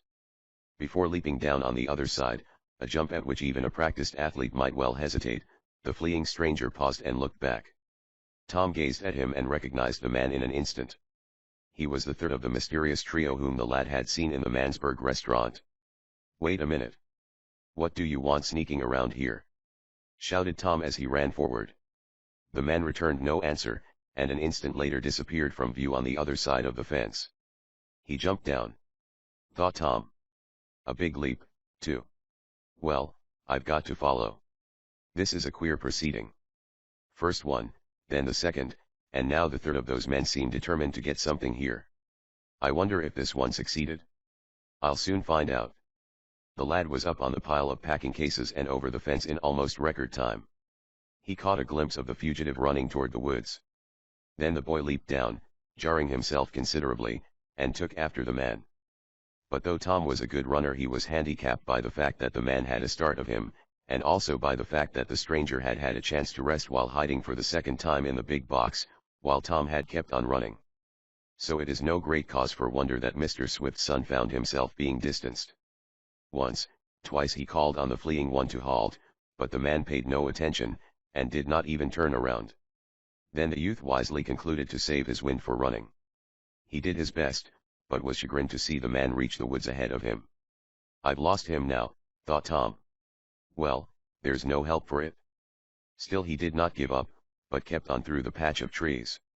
On the farther side was Lake Carlopa, a broad and long sheet of water. If he doesn't know the lake's there, thought our hero, he may keep straight on. The water will be sure to stop him, and I can catch him. But what will I do with him after I get him? That's another question. I guess I've got a right to demand to know what he was doing around our place, though. But Tom need not have worried on this score. He could hear the fugitive ahead of him, and marked his progress by the crackling of the underbrush. "I'm almost up to him," exulted the young inventor. Then, at the same moment, he caught sight of the man running, and a glimpse of the sparkling water of Lake Carlopa. "I've got him! I've got him!" Tom almost cried aloud in his excitement. "Unless he takes to the water and swims for it, I've got him."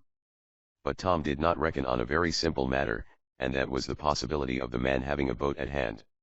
For this is just what happened. Reaching the lake shore, the fugitive with a final spurt managed to put considerable distance between himself and Tom. Drawn up on the beach was a little motorboat. In this, after he had pushed it from shore, the stranger leaped. It was the work of but a second to set the engine in motion, and as Tom reached the edge of the woods and started across the narrow strip of sand and gravel that was between the water and the trees, he saw the man steering his craft toward the middle of the lake. "Well, I'll be jiggered!" exclaimed the youth. Who would have thought he'd have a motorboat waiting for him? He planned this well. There was nothing to do but turn back. Tom had a small rowboat and a sailing skiff on the lake, but his boathouse was some distance away, and even if he could get one of his craft out, the motorboat would soon distance it. "He's gone," thought the searcher regretfully. The man in the motorboat did not look back. He sat in the bow, steering the little craft right across the broadest part of Lake Carlopa. "I wonder where he came from, and where he's going," mused Tom. "That's a boat I never saw on this lake before. It must be a new one. Well, there's no help for it, I've got to go back and tell Dad I couldn't catch him." And with a last look at the fugitive, who, with his boat, was becoming smaller and smaller every minute, Tom turned and retraced his steps. Chapter X. Off to Albany. "Did you catch him, Tom?" asked Mr. Swift eagerly when his son returned, but the inventor needed but a glance at the lad's despondent face to have his question answered without words. "Never mind," he added, "there's not much harm done, fortunately." "Did he get anything? Any of your plans or models, Dad?" "No, not as far as I can discover. My papers in the shop were not disturbed, but it looked as if the turbine model had been moved. The only thing missing seems to be a sheet of unimportant calculations. Luckily I had my most valuable drawings in the safe in the house. Yet that man seemed to be putting papers in his pocket, Dad. Maybe he made copies of some of your drawings."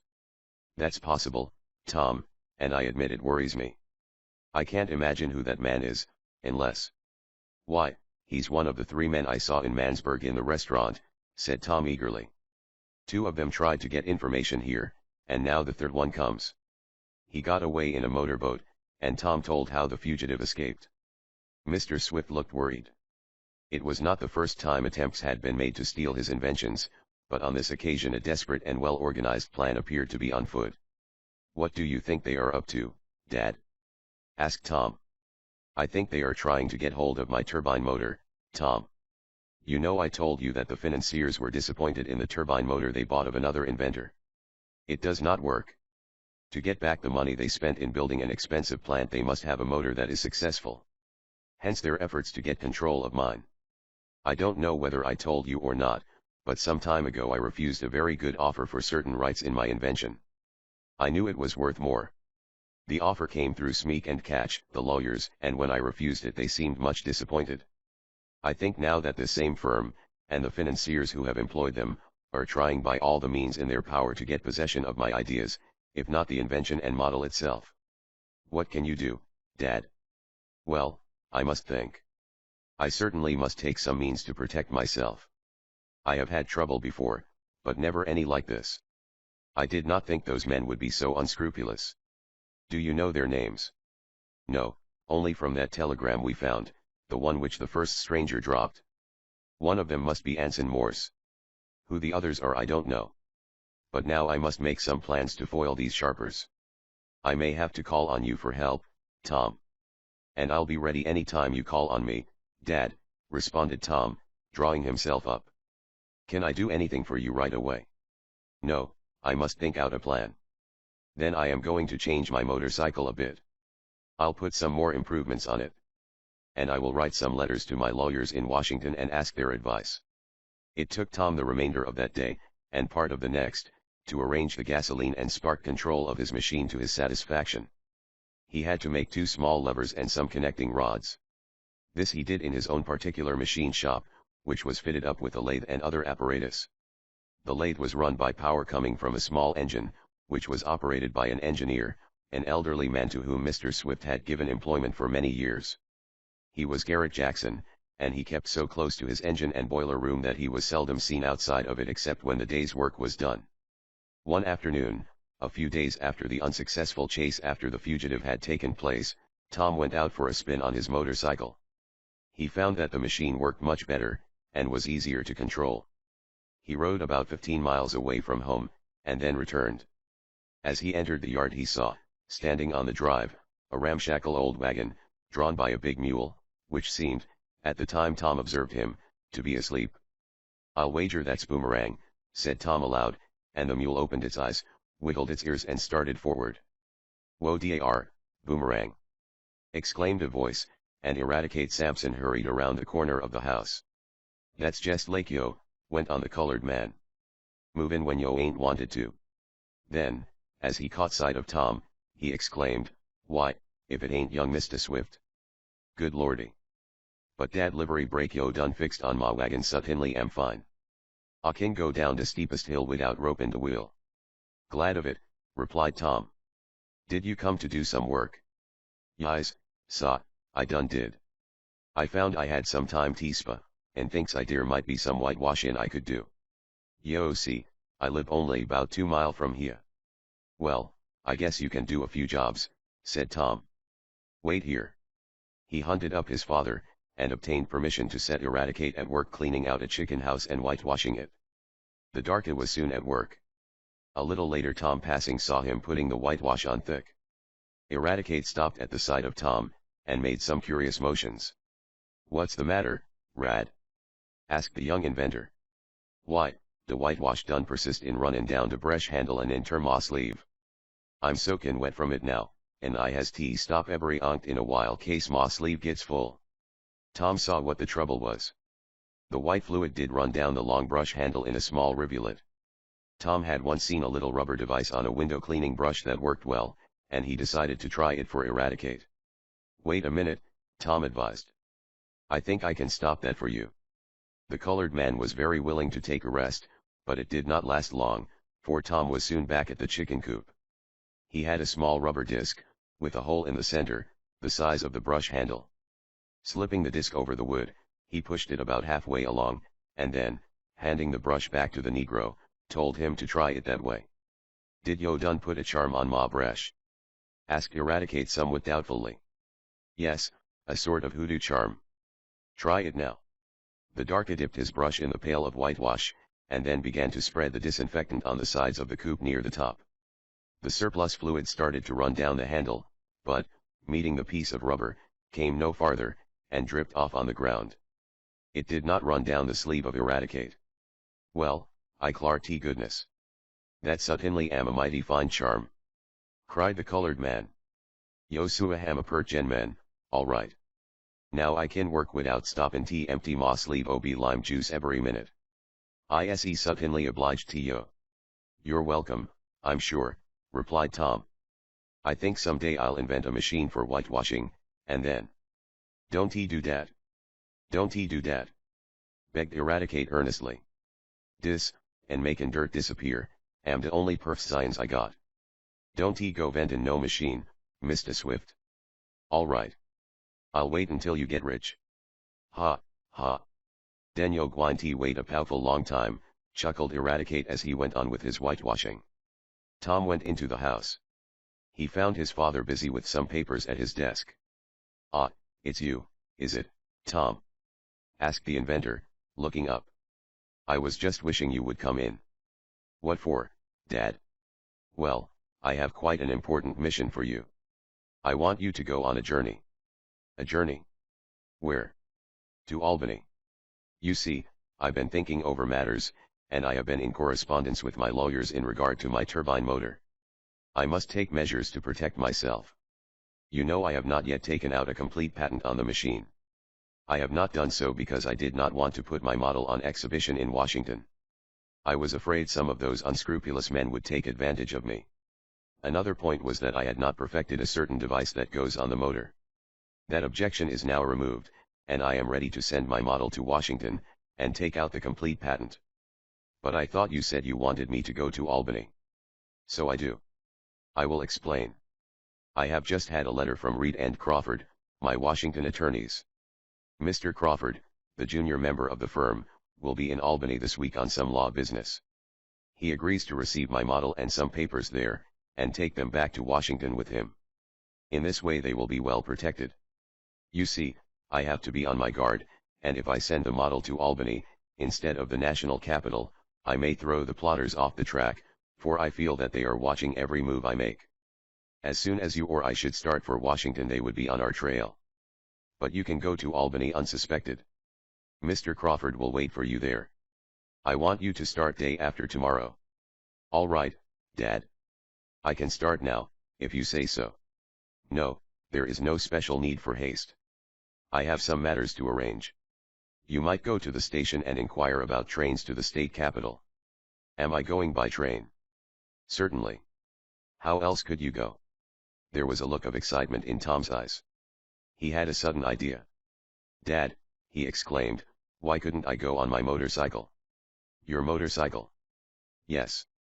I could easily make the trip on it in one day. The roads are good, and I would enjoy it. I can carry the model back of me on the saddle. It is not very large. Well, said Mr. Swift slowly, for the idea was a new one to him, I suppose that part would be all right. But you have not had much experience riding a motorcycle. Besides, you don't know the roads. I can inquire. Will you let me go, Dad? Mr. Swift appeared to hesitate. It will be fine, went on Tom. I would enjoy the trip, and there's another thing. If we want to keep this matter secret, the best plan would be to let me go on my machine. If those men are on the watch, they will not think that I have the model. They will think I'm just going for a pleasure jaunt. There's something in that, admitted Mr. Swift, and Tom, seeing that his father was favorably inclined, renewed his arguments, until the inventor finally agreed. It will be a great trip, exclaimed Tom. I'll go all over my machine now, to see that it's in good shape. You get your papers and model ready, Dad, and I'll take them to Albany for you. The motorcycle will come in handy. But had Tom only known the dangers ahead of him, and the risks he was to run, he would not have whistled so lightheartedly as he went over every nut and bolt on his machine. 2 days later, the valuable model, having been made into a convenient package, and wrapped in waterproof paper, was fastened back of the saddle on the motorcycle. Tom carefully pinned in an inside pocket the papers which were to be handed to Mr. Crawford. He was to meet the lawyer at a hotel in Albany. Now take care of yourself, Tom, cautioned his father as he bade him goodbye. Don't try to make speed, as there is no special rush. And, above all, don't lose anything. I'll not, Dad, and with a wave of his hand to Mr. Swift and the housekeeper, who stood in the door to see him off, Tom jumped into the saddle, started the machine, and then, after sufficient momentum had been attained, he turned on the gasoline and set the spark lever. With rattles and bangs, which were quickly subdued by the muffler, the machine gathered speed. Tom was off for Albany. Chapter 11: A Vindictive Tramp. Though Tom's father had told him there was no necessity for any great speed, the young inventor could not resist the opportunity for pushing his machine to the limit. The road was a level one and in good condition, so the motorcycle fairly flew along. The day was pleasant, a warm sun shining overhead, and it was evident that early summer was crowding spring rather closely. "This is glorious!" exclaimed Tom aloud as he spun along. "I'm glad I persuaded Dad to let me take this trip. It was a great idea. Wish Ned Newton was along, though. He'd be company for me, but, as Ned would say, there are 2 good reasons why he can't come. One is he has to work in the bank, and the other is that he has no motorcycle." Tom swept past house after house along the road, heading in the opposite direction from that in which lay the town of Shopton and the city of Mansburg. For several miles Tom's route would lie through a country district. The first large town he would reach would be St. Reford. He planned to get lunch there, and he had brought a few sandwiches with him to eat along the road in case he became hungry before he reached the place. "I hope the package containing the model doesn't jar off," mused the lad as he reached behind to make sure that the precious bundle was safe. Dad would be in a bad way if that should disappear. And the papers, too. He put his hand to his inner pocket to feel that they were secure. Coming to a little downgrade, Tom shut off some of the power, the new levers he had arranged to control the gasoline and spark working well. I think I'll take the old wood road and pass through Pompville, Tom decided, after covering another mile or two. He was approaching a division in the highway. It's a bit sandy, he went on, and the going will be heavy, but it will be a good chance to test my machine. Besides, I'll save 5 miles, and, while I don't have to hurry, I may need time on the other end. I'd rather arrive in Albany a little before dusk than after dark. I can deliver the model and papers and have a good night's sleep before starting back. So the old wood road it will be. The wood road, as Tom called it, was a seldom used highway, which, originally, was laid out for just what the name indicated, to bring wood from the forest. With the disappearance of most of the trees, the road became more used for ordinary traffic between the towns of Pompville and Edgefield. But when the state built a new highway connecting these two places, the old road fell into disuse, though it was several miles shorter than the new turnpike. He turned from the main thoroughfare, and was soon spinning along the sandy stretch, which was shaded with trees that in some places met overhead, forming a leafy arch. It was cool and pleasant, and Tom liked it. "It isn't as bad as I thought," he remarked. "The sand is pretty thick, but this machine of mine appears to be able to crawl through it." Indeed, the motorcycle was doing remarkably well, but Tom found that he had to turn on full power, for the big rubber wheels went deep into the soft soil. Along Tom rode, picking out the firmest places in the road. He was so intent on this that he did not pay much attention to what was immediately ahead of him, knowing that he was not very likely to meet other vehicles or pedestrians. He was considerably startled therefore when, as he went around a turn in the highway where the bushes grew thick, right down to the edge of the road, to see a figure emerge from the underbrush and start across the path. So quickly did the man appear that Tom was almost upon him in an instant, and even though the young inventor shut off the power and applied the brake, the front wheel hit the man and knocked him down. "What's the matter with you?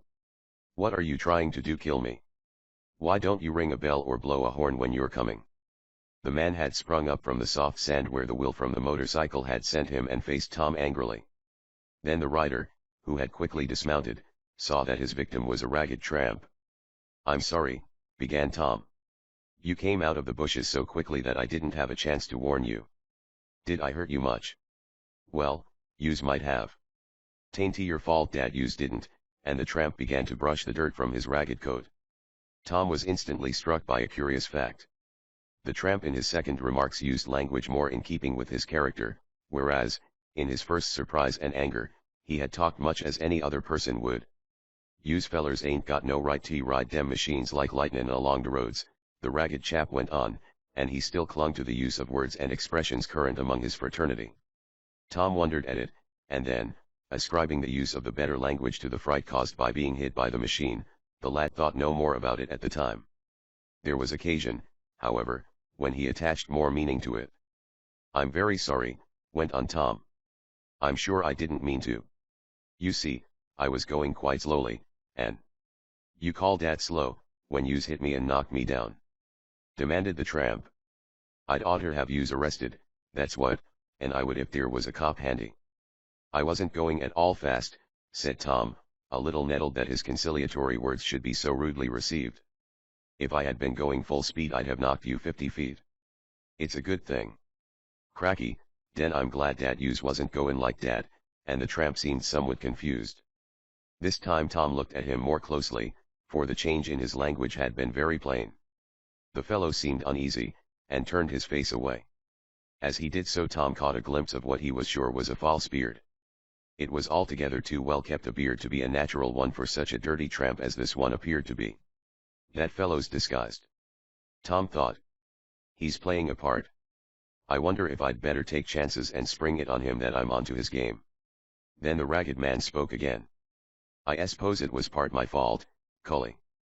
I didn't know dat any guy was comin' along on one of dem buzz machines, or I'd been more careful. I don't s'pose yous meant to upset me." And he looked at Tom more boldly. This time his words seemed so natural, and his beard, now that Tom took a second look at it, so much a part of himself, that the young inventor wondered if he could have been mistaken in his first surmise. Perhaps he was once a gentleman, and has turned tramp because of hard luck, thought Tom. That would account for him using good language at times. "Guess I'd better keep still." Then to the tramp he said, "I'm sure I didn't mean to hit you. I admit I wasn't looking where I was going, but I never expected to meet anyone on this road. I certainly didn't expect to see a. He paused in some confusion. He was about to use the term tramp, and he hesitated, not knowing how it would be received by his victim. Oh, that's all right, Cully. Call me a tramp, I know that's what yous was goin' to say. I'm used to it. I been a hobo so many years now, Dad, I don't mind. The time was when I was a decent chap, though. But I'm a tramp now. Say, yous couldn't lend me a quarter, could yous? He approached closer to Tom, and looked quickly up and down the road. The highway was deserted, nor was there any likelihood that anyone would come along. Tom was somewhat apprehensive, for the tramp was a burly specimen. The young inventor, however, was not so much alarmed at the prospect of a personal encounter, as that he feared he might be robbed, not only of his money, but the valuable papers and model he carried. Even if the tramp was content with taking his money, it would mean that Tom would have to go back home for more, and so postpone his trip. So it was with no little alarm that he watched the ragged man coming nearer to him. Then a bright idea came into Tom's head. He quickly shifted his position so that he brought the heavy motorcycle between the man and himself. He resolved, if the tramp showed a disposition to attack him, to push the machine over on him, and this would give Tom a chance to attack the thief to better advantage. However, the hobo showed no evidence of wanting to resort to highwayman methods. He paused a short distance from the machine, and said admiringly, "That's a pretty shebang yous has." "Yes, it's very fair," admitted Tom, who was not yet breathing easily. "Can yous go far on it?" 200 miles a day, easily. "For cat's sake. And I can't make Dad ride in on the blind baggage, but that's cause I gets put off so much. But say, is yous goin' to let me have dat quarter? I need it, honest I do. I ain't had nothin' to eat in 2 days." The man's tone was whining. Surely he seemed like a genuine tramp, and Tom felt a little sorry for him. Besides, he felt that he owed him something for the unceremonious manner in which he had knocked the fellow down. Tom reached his hand in his pocket for some change, taking care to keep the machine between himself and the tramp. "Are yous goin' far on dat rigamajig?" went on the man as he looked carefully over the motorcycle. "To Albany," answered Tom, and the moment the words were out of his mouth he wished he could recall them.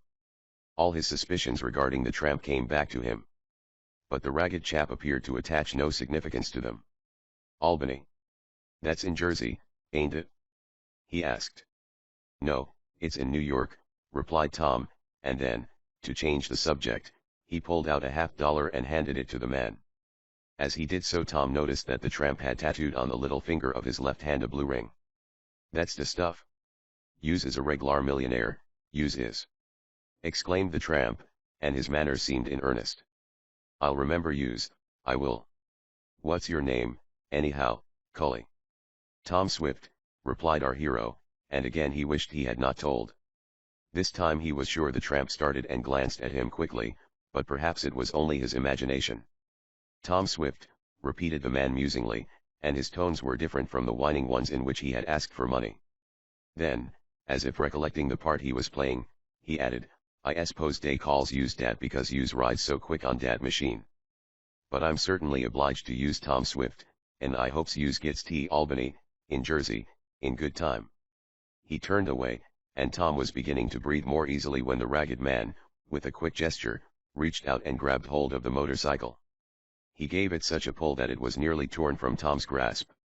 The lad was so startled at the sudden exhibition of vindictiveness in the part of the tramp that he did not know what to do. Then, before he could recover himself, the tramp darted into the bushes. "I guess Happy Harry that's me has spoiled your ride to Albany," the tramp cried. "Maybe next time yous won't run down poor fellers on the road," and with that, the ragged man, shaking his fist at Tom, was lost to sight in the underbrush. "Well, if that isn't a queer end-up," mused Tom. "He must be crazy. I hope I don't meet you again, Happy Harry, or whatever your name is. Guess I'll get out of this neighborhood." Chapter 12 The Men in the Auto. Tom first made sure that the package containing the model was still safely in place back of his saddle on the motorcycle. Finding it there, he next put his hand in his pocket to see that he had the papers. "They're all right," spoke Tom aloud. "I didn't know but what that chap might have worked a pickpocket game on me. I'm glad I didn't meet him after dark. Well, It's a good thing it's no worse.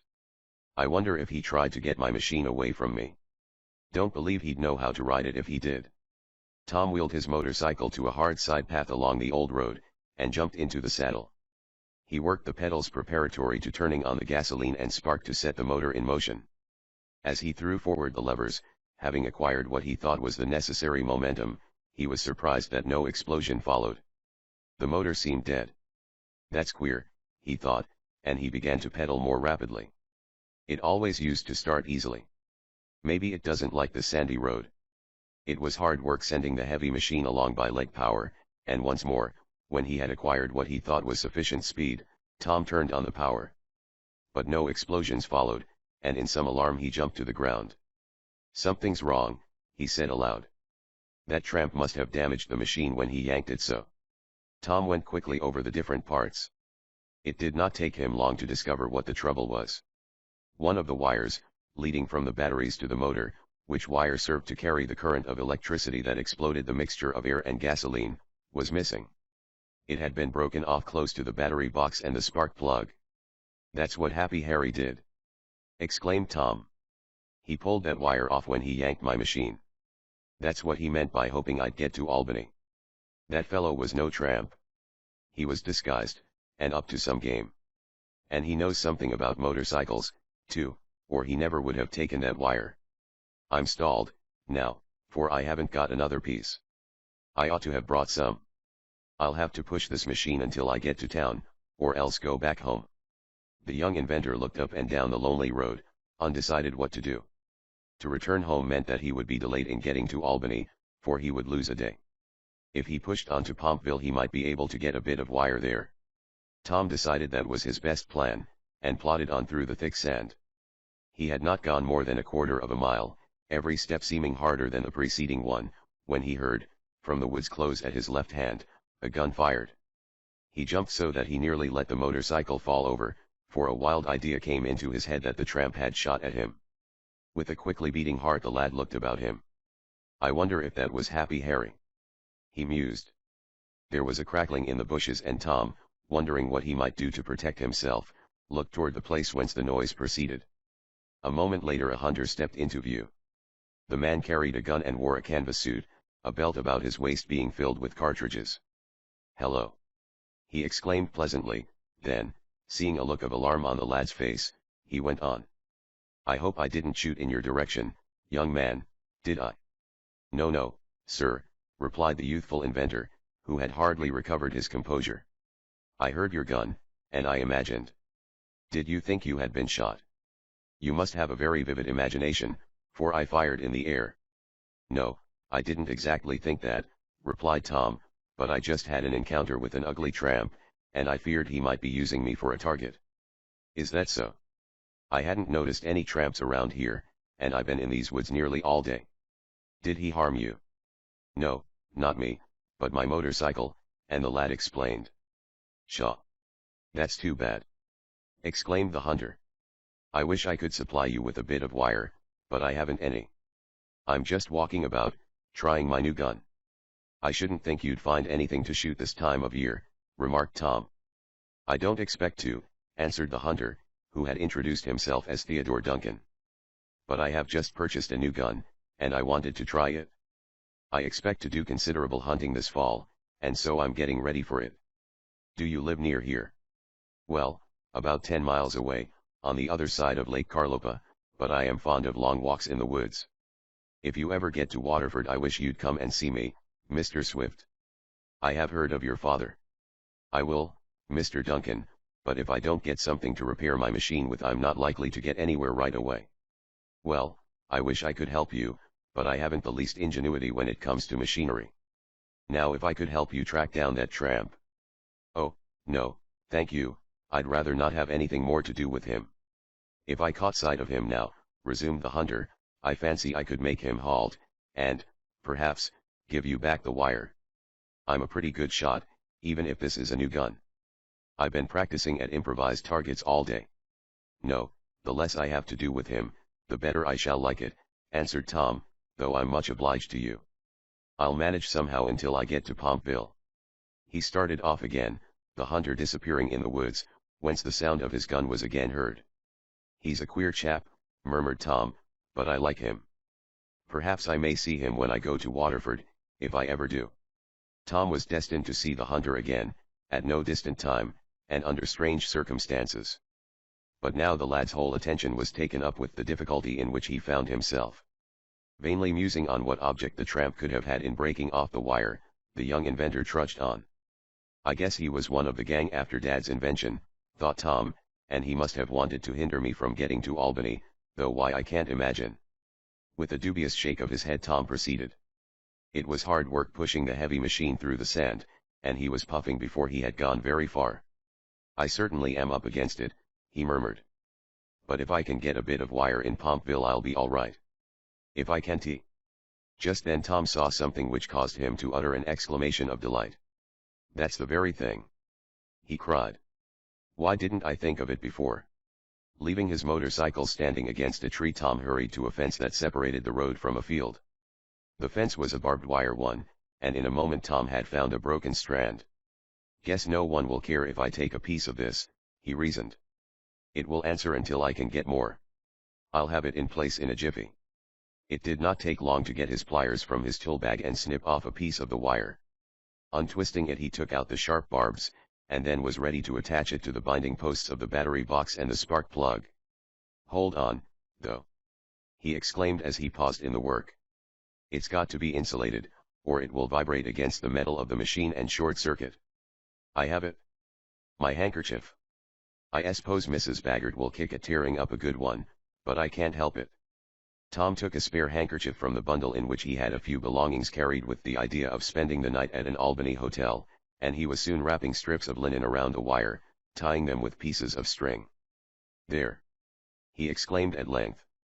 "That's insulated good enough, I guess. Now to fasten it on and start." The young inventor, who was quick with tools, soon had the improvised wire in place. He tested the spark and found that it was almost as good as when the regular copper conductor was in place. Then, having taken a spare bit of the barbed wire along in case of another emergency, he jumped on the motorcycle, pedaled it until sufficient speed was attained, and turned on the power. "That's the stuff!"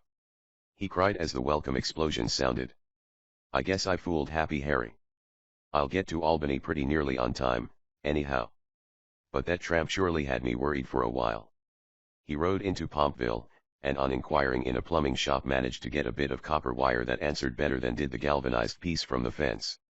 The readjustment was quickly made, and he was on his way again. As it was getting close to noon he stopped near a little spring outside of Pompville and ate a sandwich, washing it down with the cold water. Then he started for St. Reford. As he was coming into the city he heard an automobile behind him. He steered to one side of the road to give the big car plenty of room to pass, but it did not come on as speedily as he thought it would. He looked back and saw that it was going to stop near him. Accordingly he shut off the power of his machine. "Is this the road to St. Reford?" asked one of the travelers in the auto. "Straight ahead," answered the lad. At the sound of his voice one of the men in the big touring car leaned forward and whispered something to one on the front seat. The second man nodded, and looked closely at Tom. The youth, in turn, stared at the men. He could not distinguish their faces, as they had on auto goggles. "How many miles is it?" asked the man who had whispered, and at the sound of his voice Tom felt a vague sense that he had heard it before. "3, answered the young inventor, and once more he saw the men whisper among themselves. "Thanks," spoke the driver of the car, and he threw in the gears. As the big machine darted ahead the goggles which one of the men wore slipped off. Tom had a glimpse of his face. "Anson Morse!" he exclaimed.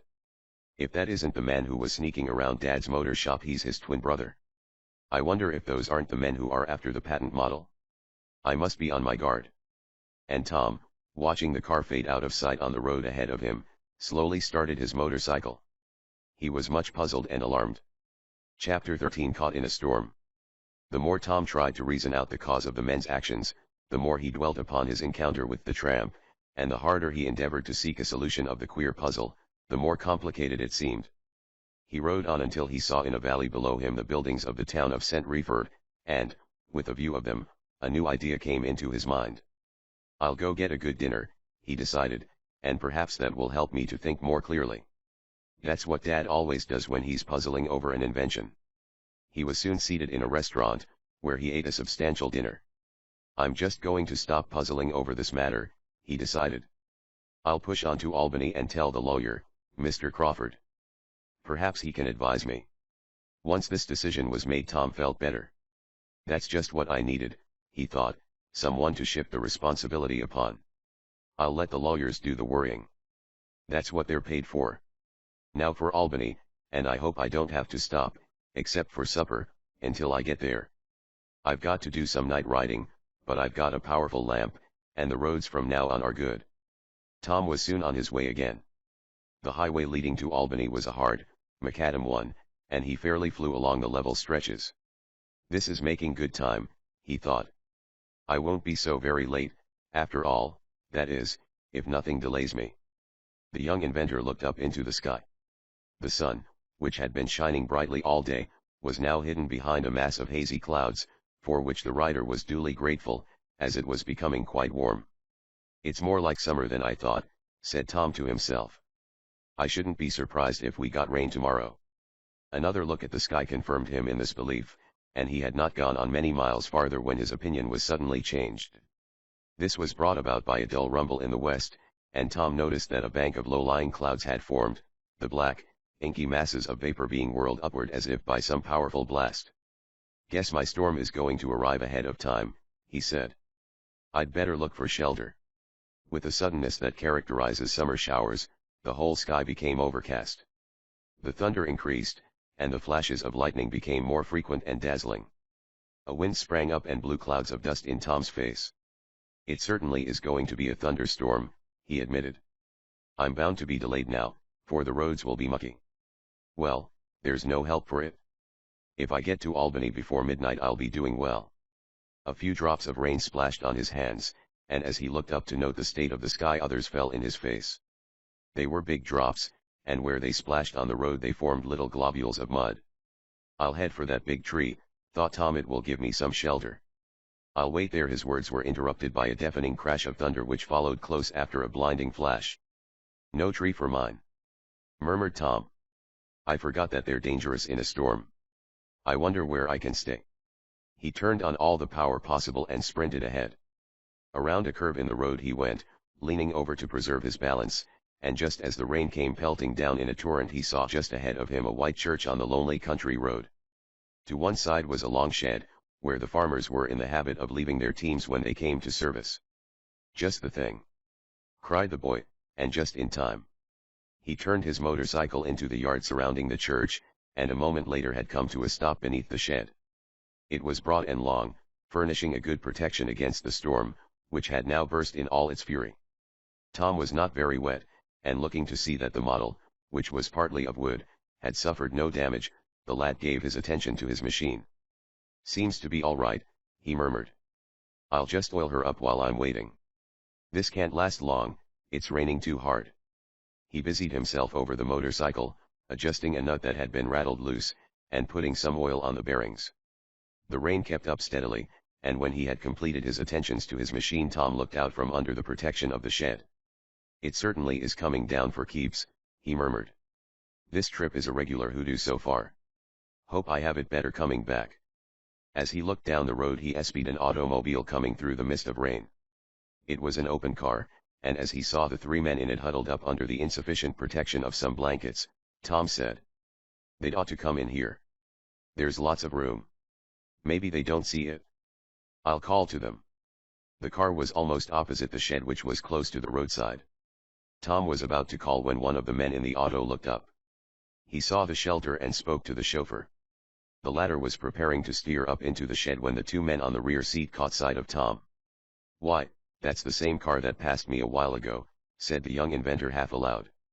"The one that contained those men whom I suspected might be after Dad's patent. I hope they—" He did not finish his sentence, for at that instant the chauffeur quickly swung the machine around and headed it back into the road. Clearly the men were not going to take advantage of the shelter of the shed. "That's mighty strange," murmured Tom. "They certainly saw me, and as soon as they did they turned away. Can they be afraid of me?" He went to the edge of the shelter and peered out. The auto had disappeared down the road behind a veil of rain, and, Shaking his head over the strange occurrence, Tom went back to where he had left his motorcycle.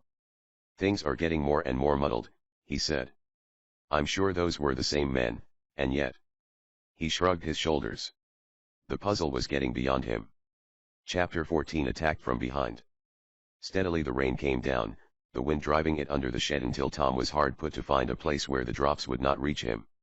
He withdrew into a far corner, taking his motorcycle with him, and then, sitting on a block of wood, under the rough mangers where the horses were fed while the farmers attended church, the lad thought over the situation. He could make little of it, and the more he tried the worse it seemed to become. He looked out across the wet landscape. "I wonder if this is ever going to stop," he mused. "It looks as if it was in for an all-day pour, yet we ought only to have a summer shower by rights. But then I guess what I think about it won't influence the weatherman a bit. I might as well make myself comfortable, for I can't do anything. Let's see. If I get to Fordham by 6 o'clock I ought to be able to make Albany by 9, as it's only 40 miles. I'll get supper in Fordham, and push on. That is, I will if the rain stops." That was the most necessary matter to have happened first, and Tom, arising from his seat, strolled over to the front of the shed to look out. "I believe it is getting lighter in the west," he told himself. "Yes, the clouds are lifting. It's going to clear. It's only a summer shower, after all."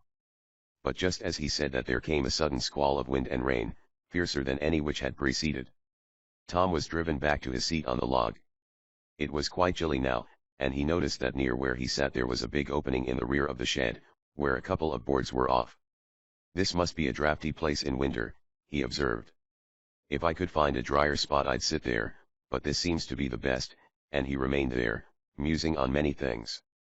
Suddenly, in the midst of his thoughts, he imagined he heard the sound of an automobile approaching. "I wonder if those men are coming back here," he exclaimed. "If they are..." The youth again arose, and went to the front of the shed. He could see nothing, and came back to escape the rain. There was no doubt but that the shower would soon be over, and looking at his watch, Tom began to calculate when he might arrive in Albany. He was busy trying to figure out the best plan to pursue, and was hardly conscious of his surroundings.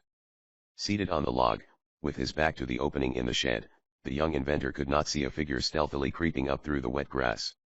Nor could he see an automobile, which had come to a stop back of the horse shelter, an automobile containing two rain-soaked men, who were anxiously watching the one stealing through the grass. Tom put his watch back into his pocket and looked out into the storm. It was almost over.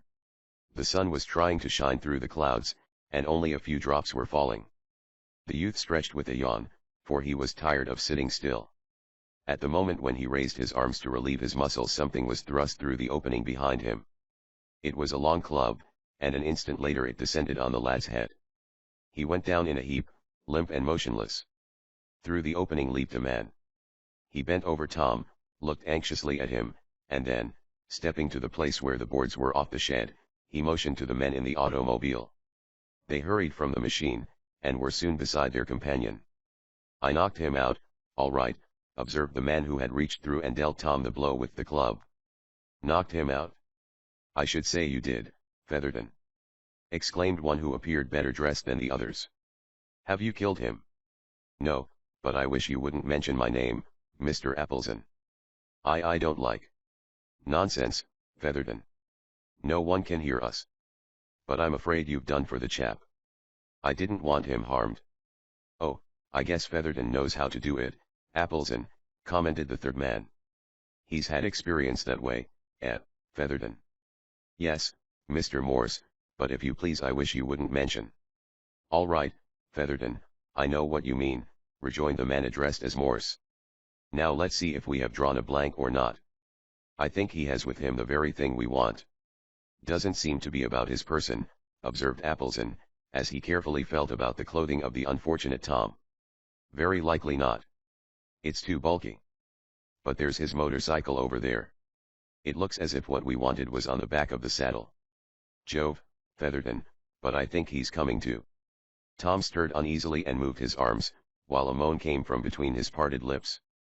"I've got some stuff that will fix him," exclaimed the man addressed as Featherton, and who had been operating the automobile. He took something from his pocket and leaned over Tom. In a moment the young inventor was still again. Quick now, see if it's there, directed Morse, and Appleton hurried over to the machine. Here it is, he called. I'll take it to our car, and we can get away.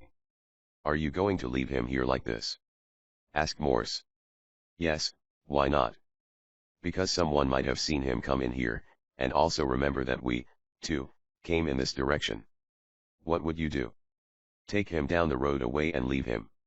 We can find some shed near a farmhouse where he and his machine will be out of sight until we get far enough away.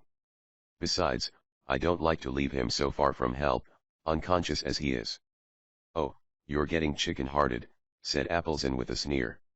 However, have your way about it. I wonder what has become of Jake Burke. He was to meet us in St. Reford, but he did not show up. Oh, I shouldn't be surprised if he had trouble in that tramp rig he insisted on adopting.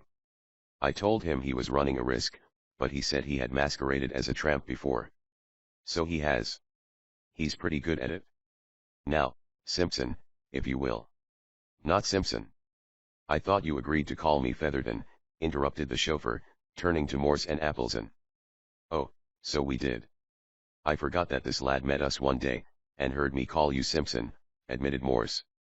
Well, Featherton it shall be. But we haven't much time. It stopped raining, and the roads will soon be well traveled. We must get away, and if we are to take the lad and his machine to some secluded place, we'd better be at it. No use waiting for Burke. He can look out after himself. Anyhow, we have the model now, and there's no use in him hanging around Swift's shop, as he intended to do, waiting for a chance to sneak in after it. Appleton, if you and Simpson I mean Featherton will carry young Swift, I'll shove his wheel along to the auto, and we can put it and him in. The two men, first looking through the hole in the shed to make sure they were not observed, went out, carrying Tom, who was no light load. Morse followed them, pushing the motorcycle, and carrying under one arm the bundle containing the valuable model, which he had detached. I think this is the time we get ahead of Mr. Swift, murmured Morse, pulling his black mustache, when he and his companions had reached the car in the field. We have just what we want now. Yes, but we had hard enough work getting it, observed Appleton. Only by luck we saw this lad come in here, or we would have had to chase all over for him, and maybe then we would have missed him. Hurry, Simpson I mean Featherton. It's getting late, and we've got lots to do. The chauffeur sprang to his seat, Appleton taking his place beside him. The motorcycle was tied on behind a big touring car, and with the unconscious form of Tom in the tonneau, beside Morse, who stroked his mustache nervously, the auto started off. The storm had passed, and the sun was shining brightly, but Tom could not see it. Chapter 15 A Vain Search. Several hours later Tom had a curious dream. He imagined he was wandering about in the polar regions, and that it was very cold. He was trying to reason with himself that he could not possibly be on an expedition searching for the North Pole, still he felt such a keen wind blowing over his scantily covered body that he shivered. He shivered so hard, in fact, that he shivered himself awake, and when he tried to pierce the darkness that enveloped him he was startled, for a moment, with the idea that perhaps, after all, he had wandered off to some unknown country. For it was quite dark and cold. He was in a daze, and there was a curious smell about him, an odor that he tried to recall. Then, all at once, it came to him what it was: chloroform. Once his father had undergone an operation, and to deaden his pain chloroform had been used. "I've been chloroformed," exclaimed the young inventor, and his words sounded strange in his ears. "That's it. I've met with an accident riding my motorcycle. I must have hit my head, for it hurts fearful. They picked me up, carried me to a hospital and have operated on me. I wonder if they took off an arm or leg. I wonder what hospital I'm in? Why is it so dark and cold?" As he asked himself these questions his brain gradually cleared from the haze caused by the cowardly blow, and from the chloroform that had been administered by Featherton. Tom's first act was to feel first of one arm, then the other. Having satisfied himself that neither of these members were mutilated he reached down to his legs. "Why, they're all right, too," he murmured. "I wonder what they did to me. That's certainly chloroform I smell, and my head feels as if someone had sat on it. I wonder." Quickly he put up his hands to his head. There appeared to be nothing the matter with it, save that there was quite a lump on the back, where the club had struck. "I seem to be all here," went on Tom, much mystified. "But where am I? That's the question. It's a funny hospital, so cold and dark. Just then his hands came in contact with the cold ground on which he was lying. Why, I'm outdoors! He exclaimed. Then in a flash it all came back to him how he had gone to wait under the church shed until the rain was over. I fell asleep, and now it's night, the youth went on. No wonder I am sore and stiff. And that chloroform, he could not account for that, and he paused, puzzled once more. Then he struggled to a sitting position. His head was strangely dizzy, but he persisted, and got to his feet. He could see nothing, and groped around in the dark, until he thought to strike a match. Fortunately he had a number in his pocket. As the little flame flared up, Tom started in surprise. "This isn't the church shed," he exclaimed. "It's much smaller. I'm in a different place. Great Scott! But what has happened to me?" The match burned Tom's fingers and he dropped it. The darkness closed in once more, but Tom was used to it by this time, and looking ahead of him he could make out that the shed was an open one, similar to the one where he had taken shelter. He could see the sky studded with stars, and could feel the cold night wind blowing in. "My motorcycle!" he exclaimed in alarm. "The model of Dad's invention, the papers." Our hero thrust his hand into his pocket.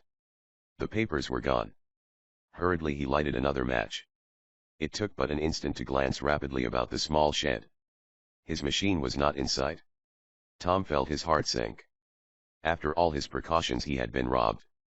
The precious model was gone, and it had been his proposition to take it to Albany in this manner. What would his father say? The lad lighted match after match, and made a rapid tour of the shed.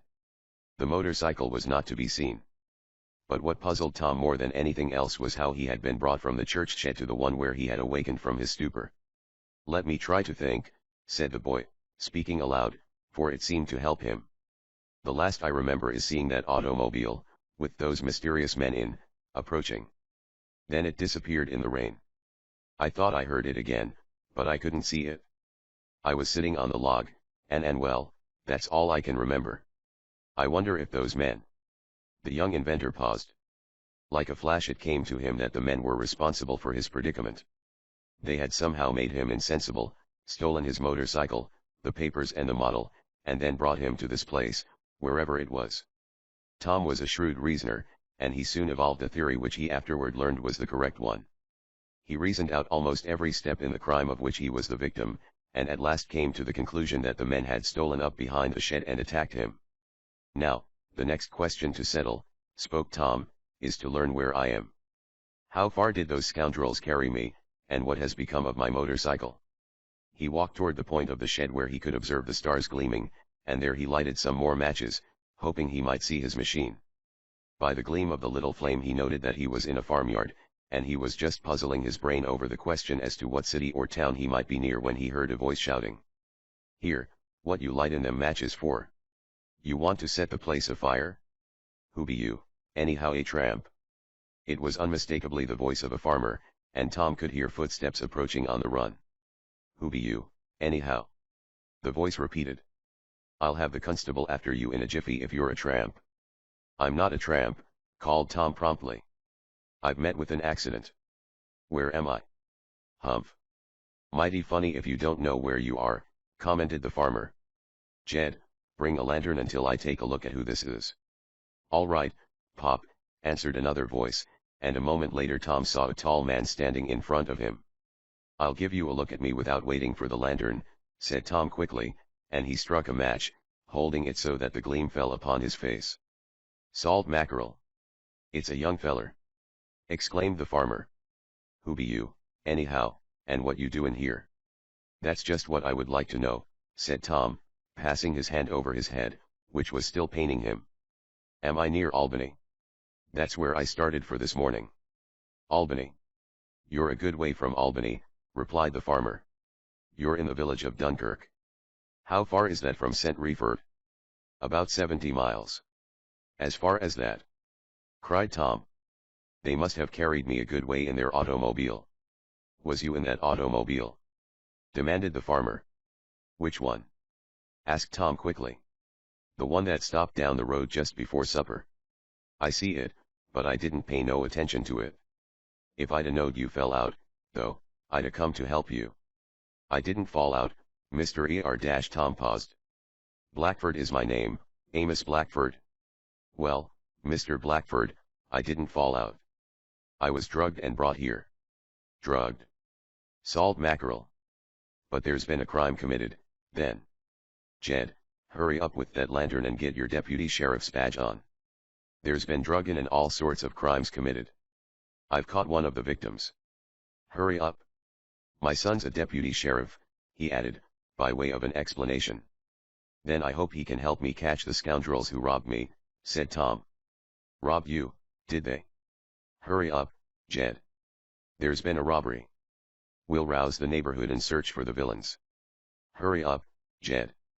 I'd rather find my motorcycle, and a valuable model which was on it, than locate those men, went on Tom. They also took some papers from me. Then he told how he had started for Albany, adding his theory of how he had been attacked and carried away in the auto. The latter part of it was borne out by the testimony of Mr. Blackford. What I know about it, said the farmer, when his son Jed had arrived on the scene with the lantern and his badge, is that just about supper time I saw an automobile stop down the road a bit. It was getting dusk, and I saw some men get out. I didn't pay no attention to them, 'cause I was busy about the milkin'. The next I knowed I seen someone strikin' matches in my wagon shed, and I come out to see what it was. The men must have brought me all the way from the church shed near St. Reefer to here, declared Tom. Then they lifted me out and put me in your shed. Maybe they left my motorcycle also. I didn't see nothing like that, said the farmer. Is that what you call one of them two-wheeled lickety-split things that a man sits on the middle of and goes like chain lightning? It is, said Tom. I wish you'd help me look for it. The farmer and his son agreed, and other lanterns having been secured, a search was made.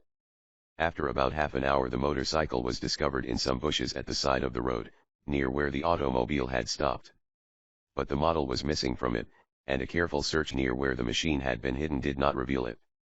Nor did as careful a hunt as they could make in the darkness disclose any clues to the scoundrels who had drugged and robbed Tom.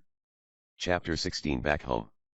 We've got to organize a regular search-in party, declared Jed Blackford, after he and his father, together with Tom and the farmer's hired man, had searched up and down the road by the light of lanterns.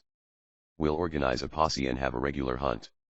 This is the worst crime that's been committed in this district in many years, and I'm going to run the scoundrels to earth. Don't be talkin' nonsense, Jed, interrupted his father. You won't catch them fellers in 100 years. They're miles and miles away from here by this time in their automobile. All you can do is to notify the sheriff. I guess we'd better give this young man some attention. Let's see, you said your name was Quick, didn't you?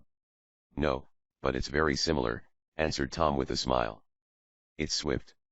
I knowed it was something had to do with speed, went on Mr. Blackford. Wal, now, suppose you come in the house and have a hot cup of tea. You look sort of draggled out. Tom was glad enough to avail himself of the kind invitation, and he was soon in the comfortable kitchen, relating his story, with more detail, to the farmer and his family. Mrs. Blackford applied some homemade remedies to the lump on the youth's head, and it felt much better. I'd like to take a look at my motorcycle, he said, after his second cup of tea. I want to see if those men damaged it any. If they have, I'm going to have trouble getting back home to tell my father of my bad luck. Poor Dad. He will be very much worried when I tell him the model and his patent papers have been stolen. It's too bad, exclaimed Mrs. Blackford. I wish I had hold of them scoundrels. And her usually gentle face bore a severe frown. Of course you can have your thing bob in to see if it's hurt, but please don't start it in here. They make a terrible racket. No, I'll look it over in the woodshed, promised Tom. If it's all right I think I'll start back home at once. No, you can't do that, declared Mr. Blackford. You're in no condition to travel. You might fall off and get hurt. It's nearly 10 o'clock now. You just stay here all night, and in the morning, if you feel all right, you can start off. I couldn't let you go tonight. Indeed, Tom did not feel very much like undertaking the journey, for the blow on his head had made him dazed, and the chloroform caused a sick feeling. Mr. Blackford wheeled the motorcycle into the woodhouse, which opened from the kitchen, and there the youth went over the machine. He was glad to find that it had sustained no damage. In the meanwhile Jed had gone off to tell the startling news to nearby farmers. Quite a throng, with lanterns, went up and down the road, but all the evidence they could find were the marks of the automobile wheels, which clues were not very satisfactory. "But we'll catch them in the mornin'," declared the deputy sheriff. "I'll know that automobile again if I see it." It was painted red. "That's the color of a number of automobiles," said Tom with a smile. "I'm afraid you'll have trouble identifying it by that means. I am surprised, though, that they did not carry my motorcycle away with them. It is a valuable machine." "They were afraid to," declared Jed. "It would look queer to see a machine like that in an auto. Of course when they were going along country roads in the evening it didn't much matter, but when they headed for the city, as they probably did, they knew it would attract suspicion to 'em. "I know, for I've been a deputy sheriff most a year." "I believe you're right," agreed Tom. "They didn't dare take the motorcycle with them, but they hid it, hoping I would not find it. I'd rather have the model and the papers, though, than half a dozen motorcycles." "Maybe the police will help you find them," said Mrs. Blackford. "Jed, you must telephone to the police the first thing in the morning. It's a shame the way criminals are allowed to go on. If honest people did those things, they'd be arrested in a minute, but it seems that scoundrels can do as they please." "You wait, I'll catch 'em," declared Jed confidently. "I'll organize another posse in the morning. Well, I know one thing, and that is that the place for this young man is in bed," exclaimed motherly Mrs. Blackford, and she insisted on Tom retiring. He was somewhat restless at first, and the thought of the loss of the model and the papers preyed on his mind. Then, utterly exhausted, he sank into a heavy slumber, and did not awaken until the sun was shining in his window the next morning. A good breakfast made him feel somewhat better, and he was more like the resourceful Tom Swift of old when he went to get his motorcycle in shape for the ride back to Shopton. "Well, I hope you find those criminals," said Mr. Blackford, as he watched Tom oiling the machine. "If you're ever out this way again, stop off and see us." "Yes, do," urged Mrs. Blackford, who was getting ready to churn. Her husband looked at the old-fashioned barrel and dasher arrangement, which she was filling with cream. "What's the matter with the new churn?" he asked in some surprise. "It's broken," she replied. "It's always the way with those newfangled things.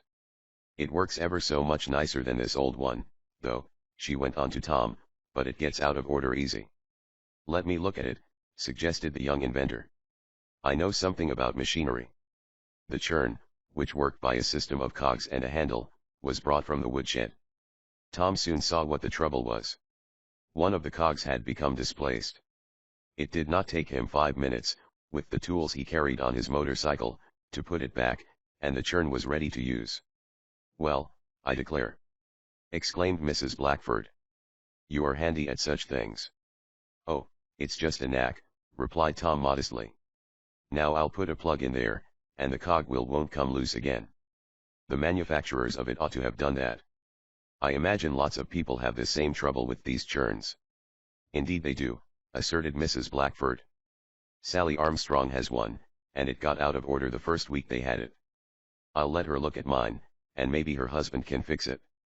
"I'd go and do it myself, but I want to get home," said Tom, and then he showed her how, by inserting a small iron plug in a certain place, there would be no danger of the cog coming loose again.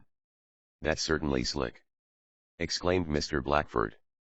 "Well, I wish you good luck, Mr. Swift, and if I see those scoundrels around this neighborhood again I'll make 'em wish they'd let you alone." "That's what," added Jed, polishing his badge with his big, red handkerchief.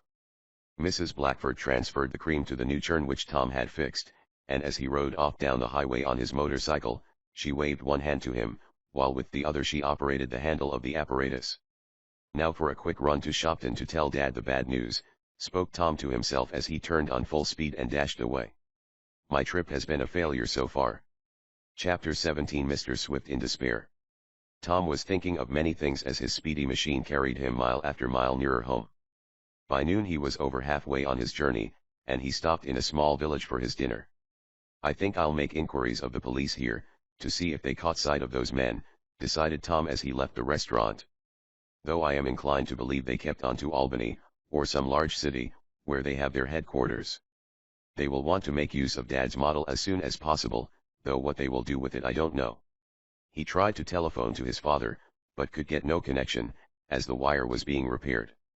The police force of the place where Tom had stopped for lunch was like the town itself, small and not of much consequence.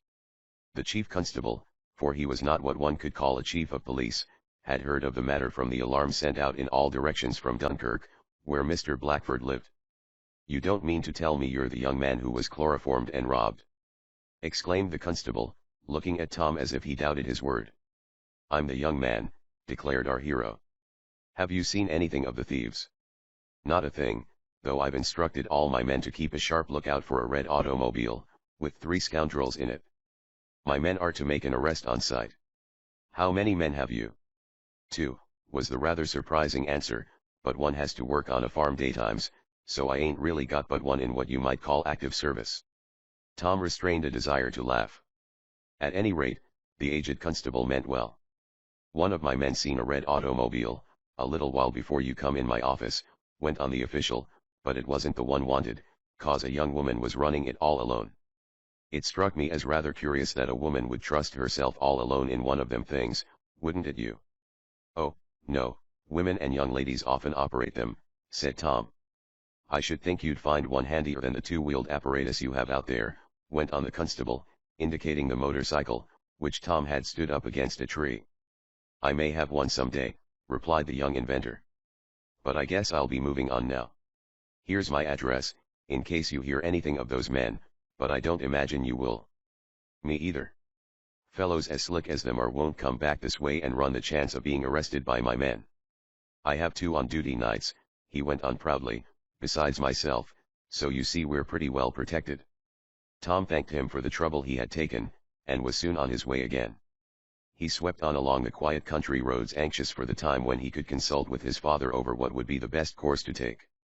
When Tom was about a mile away from his house, he saw in the road ahead of him a rickety old wagon, and a second glance at it told him the outfit belonged to Eradicate Sampson, for the animal drawing the vehicle was none other than the mule, Boomerang.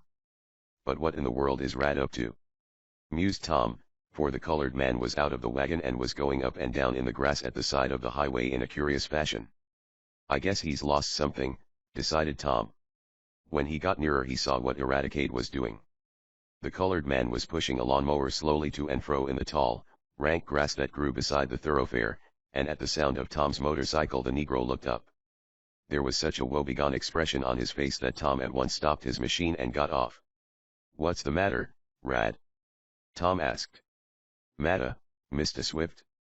Why, dere's a powerful lot de matter, and that's de truff. I has been swindled, that's what I has." "Swindled? How?"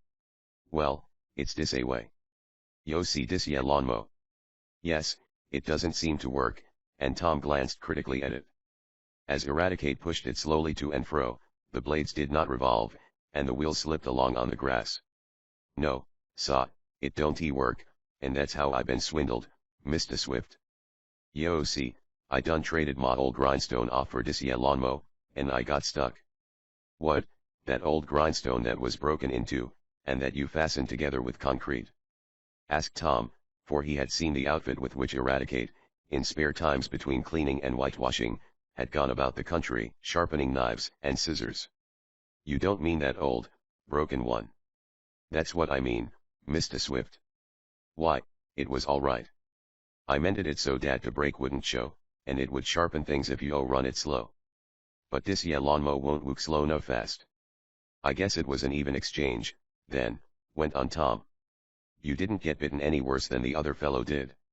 "Yo don't suppose yo can fix dis ya mo so's I can use it, does yo, Mr. Swift?" asked Eradicate, not bothering to go into the ethics of the matter. "I reckon now with some comin' on I can make mo with a lawnmow than I can with a grindstone, dat is, if I can get it to work.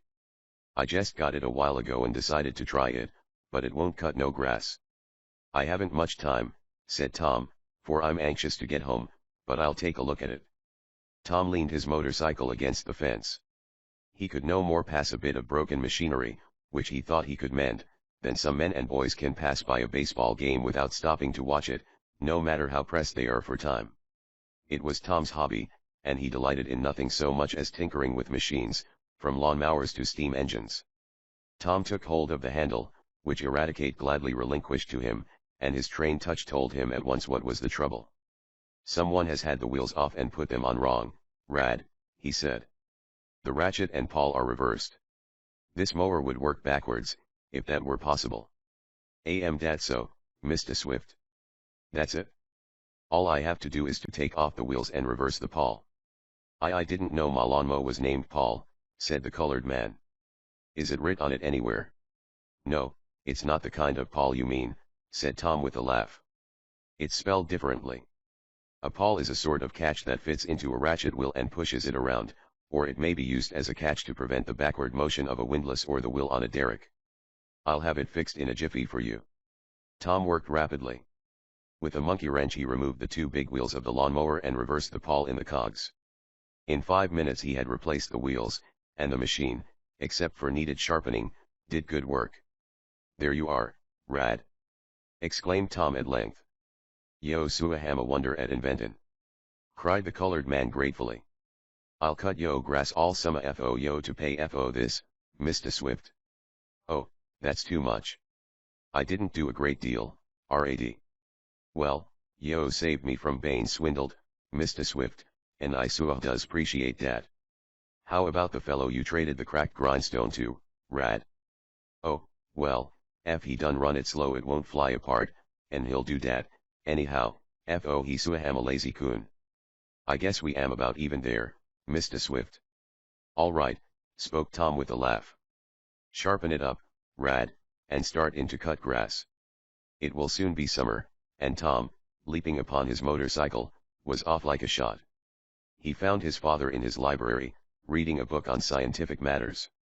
Mr. Swift looked up in surprise at seeing his son. What? Back so soon?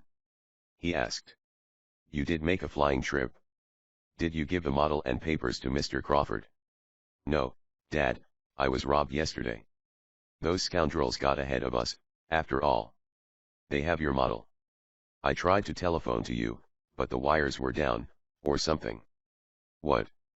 Cried Mr. Swift. Oh, Tom. That's too bad. I will lose $10,000 if I can't get that model and those papers back.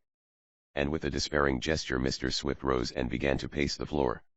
Chapter 18 Happy Harry again. Tom watched his father anxiously. The young inventor knew the loss had been a heavy one, and he blamed himself for not having been more careful. Tell me all about it, Tom, said Mr. Swift at length. Are you sure the model and papers are gone? How did it happen? Then Tom related what had befallen him. Oh, that's too bad, cried Mr. Swift. Are you much hurt, Tom? Shall I send for the doctor? For the time being his anxiety over his son was greater than that concerning his loss. No, indeed, Dad. I'm all right now. I got a bad blow on the head, but Mrs. Blackford fixed me up. I'm awfully sorry. There. Now don't say another word, interrupted Mr. Swift. It wasn't your fault. It might have happened to me. I dare say it would, for those scoundrels seemed very determined. They are desperate, and will stop at nothing to make good the loss they sustained on the patent motor they exploited. Now they will probably try to make use of my model and papers. Do you think they'll do that, Dad? Yes. They will either make a motor exactly like mine, or construct one so nearly similar that it will answer their purpose. I will have no redress against them, as my patent is not fully granted yet. Mr. Crawford was to attend to that. Can't you do anything to stop them, Dad? File an injunction, or something like that. I don't know. I must see Mr. Crawford at once. I wonder if he could come here? He might be able to advise me. I have had very little experience with legal difficulties. My specialty is in other lines of work. But I must do something. Every moment is valuable. I wonder who the men were. I'm sure one of them was the same man who came here that night, the man with the black mustache, who dropped the telegram, said Tom. I had a pretty good look at him as the auto passed me, and I'm sure it was he. Of course I didn't see who it was that struck me down, but I imagine it was someone of the same gang. Very likely. Well, Tom, I must do something. I suppose I might telegraph to Mr. Crawford he will be expecting you in Albany. Mr. Swift paused musingly. No, I have it. He suddenly exclaimed. I'll go to Albany myself. Go to Albany, Dad? Yes, I must explain everything to the lawyers and then he can advise me what to do. Fortunately I have some papers, duplicates of those you took, which I can show him. Of course the originals will be necessary before I can prove my claim. The loss of the model is the most severe, however. Without that I can do little. But I will have Mr. Crawford take whatever steps are possible. I'll take the night train, Tom. I'll have to leave you to look after matters here, and I needn't caution you to be on your guard, though, having got what they were after, I fancy those financiers, or their tools, will not bother us again. Very likely not, agreed Tom, but I will keep my eyes open, just the same. Oh, but that reminds me, Dad. Did you see anything of a tramp around here while I was away? A tramp? No, but you had better ask Mrs. Baggert. She usually attends to them. She's so kind-hearted that she frequently gives them a good meal. The housekeeper, when consulted, said that no tramps had applied in the last few days. Why do you ask, Tom? Inquired his father. Because I had an experience with one, and I believe he was a member of the same gang who robbed me.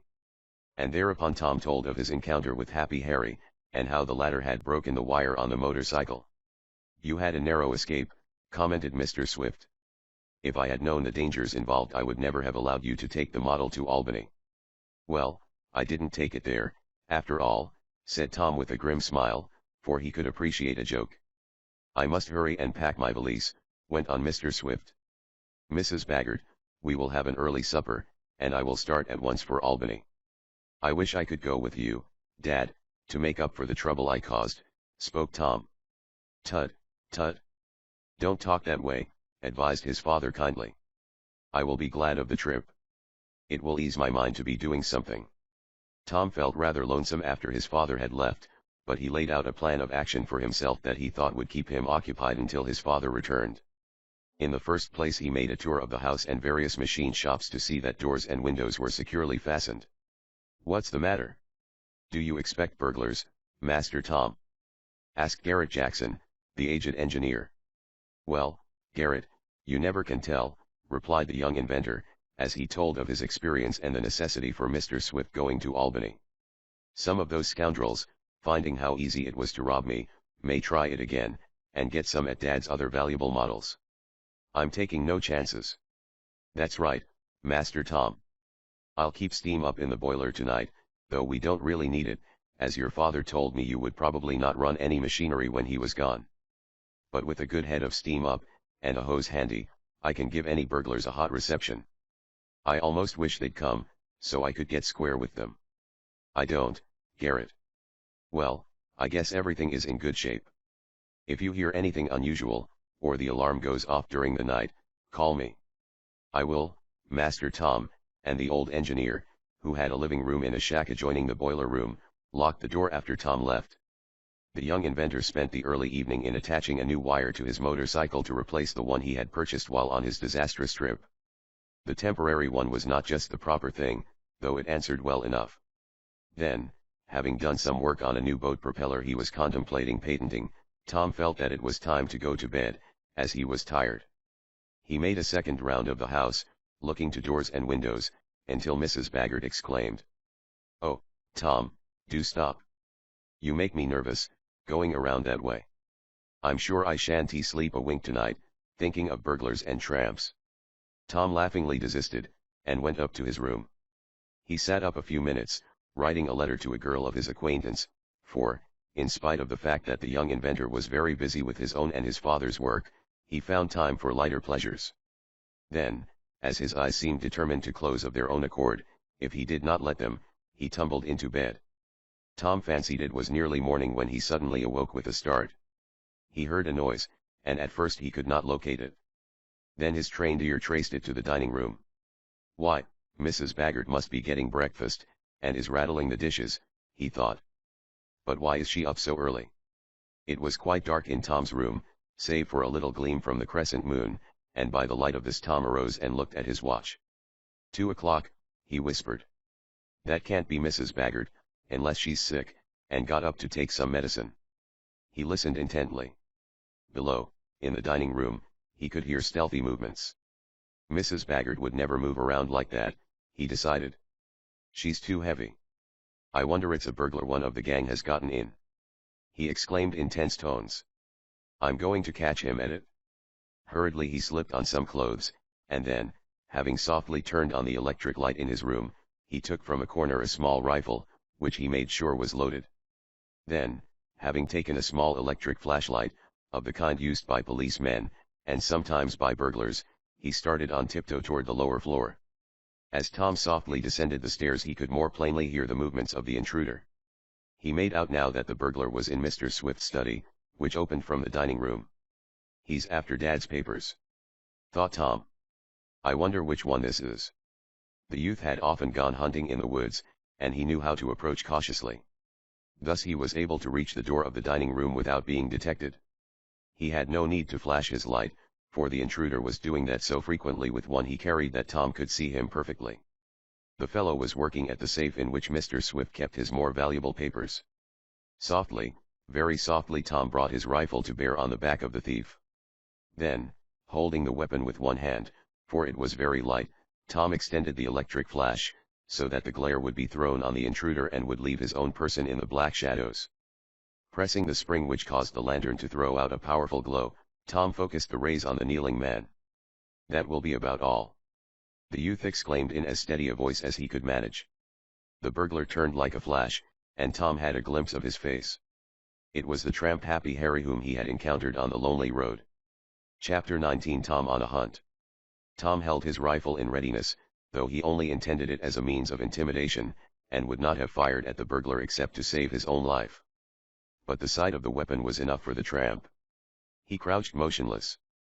His own light had gone out, but by the gleam of the electric he carried Tom could see that the man had in his hand some tool with which he had been endeavoring to force the safe. "I guess you've got me," exclaimed the intruder, and there was in his tones no trace of the tramp dialect. "It looks like it," agreed Tom grimly. "Are you a tramp now, or in some other disguise?" "Can't you see?" asked the fellow sullenly, and then Tom did notice that the man still had on his tramp makeup. "What do you want?" asked Tom. "Hard to tell," replied the burglar calmly. "I hadn't got the safe open before you came down and disturbed me. I'm after money, naturally." "No, you're not," exclaimed Tom. "What's that?" and the man seemed surprised. "No, you're not," went on Tom, and he held his rifle in readiness. "You're after the patent papers and the model of the turbine motor. But it's gone. Your Confederates got it away from me. They probably haven't told you yet, and you're still on the hunt for it. You'll not get it, but I've got you." "So I see," admitted Happy Harry, and he spoke with some culture. "If you don't mind," he went on, "would you just as soon move that gun a little? It's pointing right at my head, and it might go off." "It is going off very soon," exclaimed Tom grimly, and the tramp started in alarm. "Oh, I'm not going to shoot you," continued the young inventor. "I'm going to fire this as an alarm, and the engineer will come in here and tie you up. Then I'm going to hand you over to the police. This rifle is a repeater, and I am a pretty good shot. I'm going to fire once now, to summon assistance, and if you try to get away I'll be ready to fire a second time, and that won't be so comfortable for you. I've caught you, and I'm going to hold on to you until I get that model and those papers back." "Oh, you are, eh?" asked the burglar calmly. "Well, all I've got to say is that you have grit. Go ahead. I'm caught good and proper. I was foolish to come in here, but I thought I'd take a chance. Who are you, anyhow? Who are the men working with you to defraud my father of his rights?" asked Tom somewhat bitterly. "I'll never tell you," answered the burglar. "I was hired to do certain work, and that's all there is to it. I'm not going to peach on my pals." "We'll see about that," burst out Tom. Then he noticed that a dining room window behind where the burglar was kneeling was open. Doubtless the intruder had entered that way, and intended to escape in the same manner. "I'm going to shoot," announced Tom, and, aiming his rifle at the open window, where the bullet would do no damage, he pressed the trigger. He noticed that the burglar was crouching low down on the floor, but Tom thought nothing of this at the time. He imagined that Happy Harry or whatever his name was might be afraid of getting hit. There was a flash of fire and a deafening report as Tom fired. The cloud of smoke obscured his vision for a moment, and as the echoes died away Tom could hear Mrs. Baggert screaming in her room. It's all right," cried the young inventor reassuringly. "No one is hurt, Mrs. Baggert." Then he flashed his light on the spot where the burglar had crouched. As the smoke rolled away, Tom peered in vain for a sight of the intruder. Happy Harry was gone. Holding his rifle in readiness, in case he should be attacked from some unexpected quarter, Tom strode forward. He flashed his light in every direction. There was no doubt about it. The intruder had fled. Taking advantage of the noise when the gun was fired, and under cover of the smoke, the burglar had leaped from the open window. Tom guessed as much. He hurried to the casement and peered out, at the same time noticing the cut wire of the burglar alarm. It was quite dark, and he fancied he could hear the noise of someone running rapidly. Aiming his rifle into the air, he fired again, at the same time crying out, "Hold on." "All right, Master Tom, I'm coming," called the voice of the engineer from his shack. "Are you hurt? Is Mrs. Baggert murdered? I hear her screaming." "That's pretty good evidence that she isn't murdered," said Tom with a grim smile. "Are you hurt?" again called Mr. Jackson. "No, I'm all right," answered Tom. "Did you see anyone running away as you came up?" "No, Master Tom, I didn't." "What happened?" "A burglar got in, and I had him cornered, but he got away when I fired to arouse you." By this time the engineer was at the stoop, on which the window opened. Tom unlocked a side door and admitted Mr. Jackson, and then, the incandescent light having been turned on, the two looked around the apartment. Nothing in it had been disturbed, and the safe had not been opened.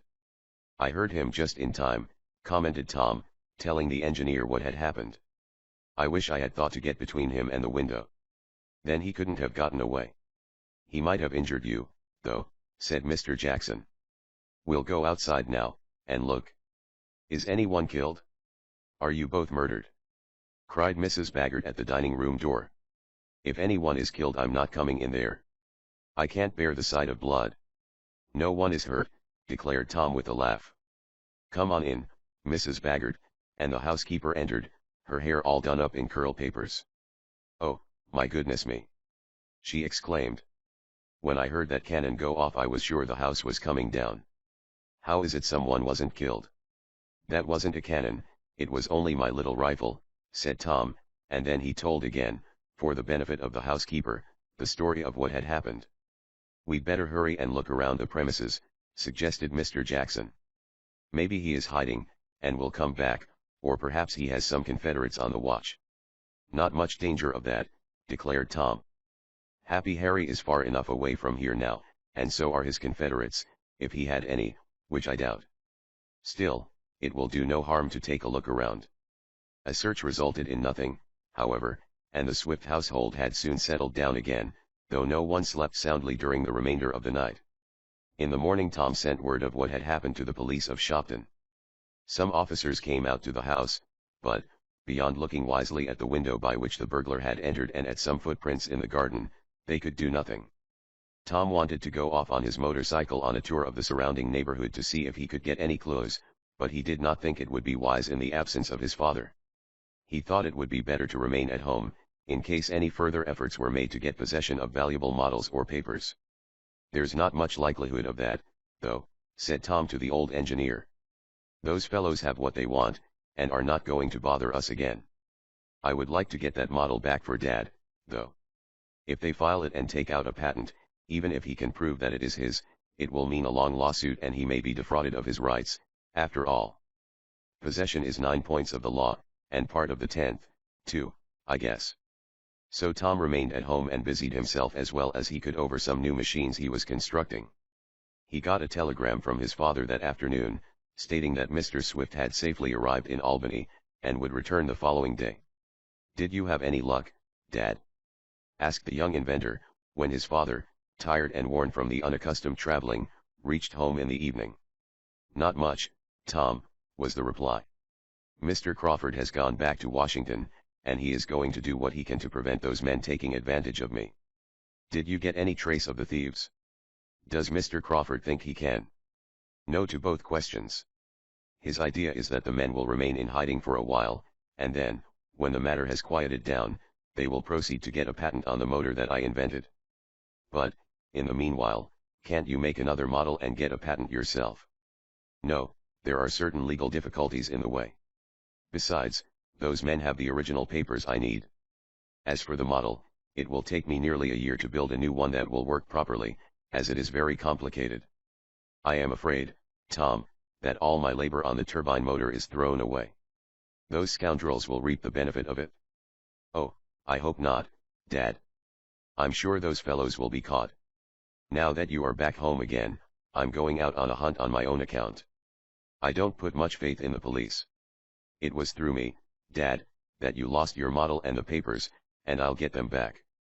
No, you must not think it was your fault, Tom, said his father. You could not help it, though I appreciate your desire to recover the missing model. And I'll do it, too, Dad. I'll start tomorrow, and I'll make a complete circuit of the country for 100 miles around. I can easily do it on my motorcycle. If I can't get on the trail of the 3 men who robbed me, maybe I can find Happy Harry. I doubt it, my son. Still, you may try. Now I must write to Mr. Crawford and tell him about the attempted burglary while I was away. It may give him a clue to work on. I'm afraid you ran quite a risk, Tom. I didn't think about that, Dad. I only wish I had managed to keep that rascal a prisoner. The next day Tom started off on a hunt.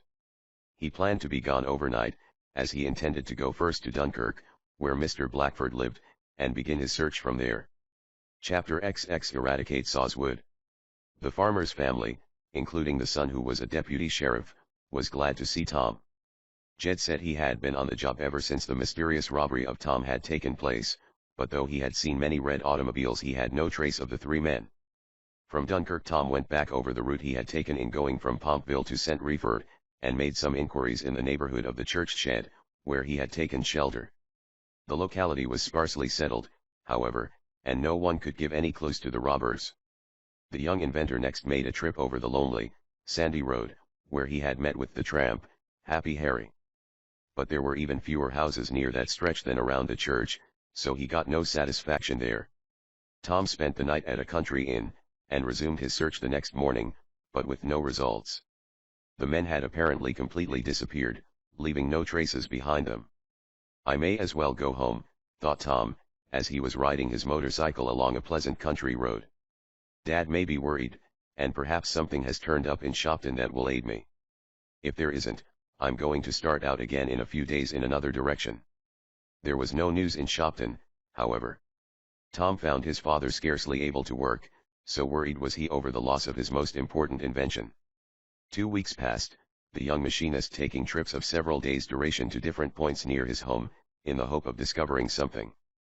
But he was unsuccessful, and, in the meanwhile, no reassuring word was received from the lawyers in Washington. Mr. Crawford wrote that no move had yet been made by the thieves to take out patent papers, and while this, in a sense, was some aid to Mr. Swift, still he could not proceed on his own account to protect his new motor. All that could be done was to await the first movement on the part of the scoundrels. I think I'll try a new plan tomorrow, Dad, announced Tom one night, when he and his father had talked over again, for perhaps the 20th time, the happenings of the last few weeks. What is it, Tom? Asked the inventor. Well, I think I'll take a week's trip on my machine. I'll visit all the small towns around here, but, instead of asking in houses for news of the tramp or his confederates, I'll go to the police and constables. I'll ask if they have arrested any tramps recently, and, if they have, I'll ask them to let me see the hobo prisoners.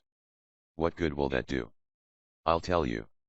I have an idea that though the burglar who got in here may not be a regular tramp, yet he disguises himself like one at times, and may be known to other tramps. If I can get on the trail of Happy Harry, as he calls himself, I may locate the other men. Tramps would be very likely to remember such a peculiar chap as Happy Harry, and they will tell me where they had last seen him.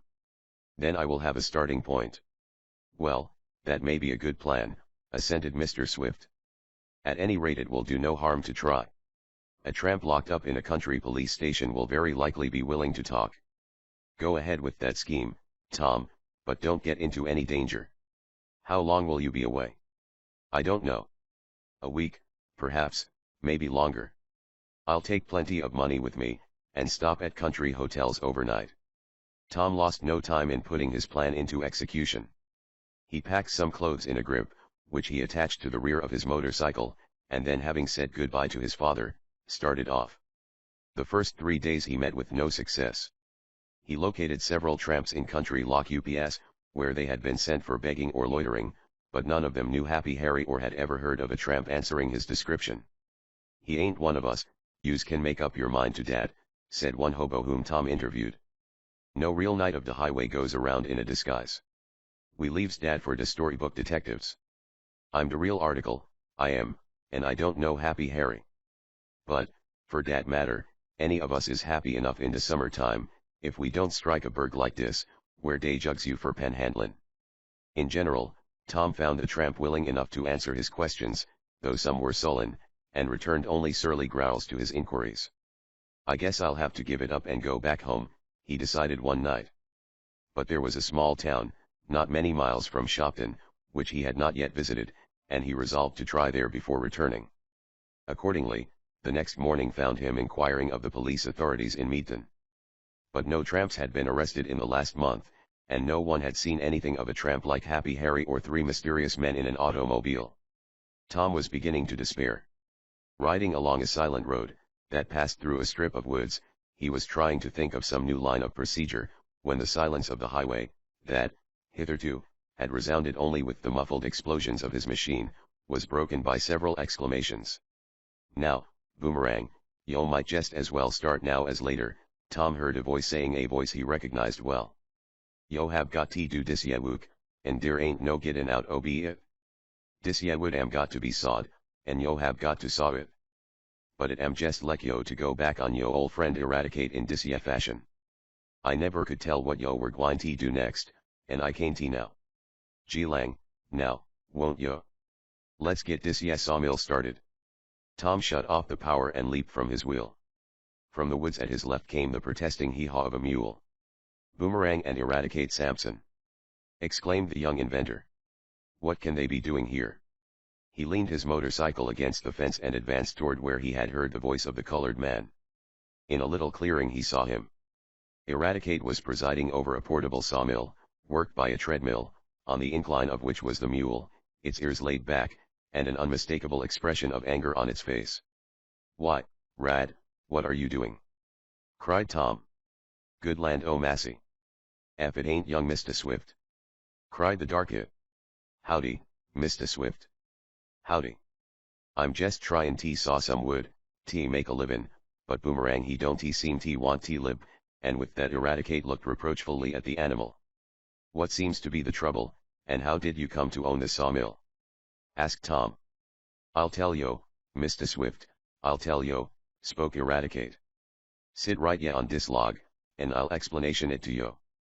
The last time I saw you, you were preparing to go into the grass-cutting business," went on Tom. "Yis, saw.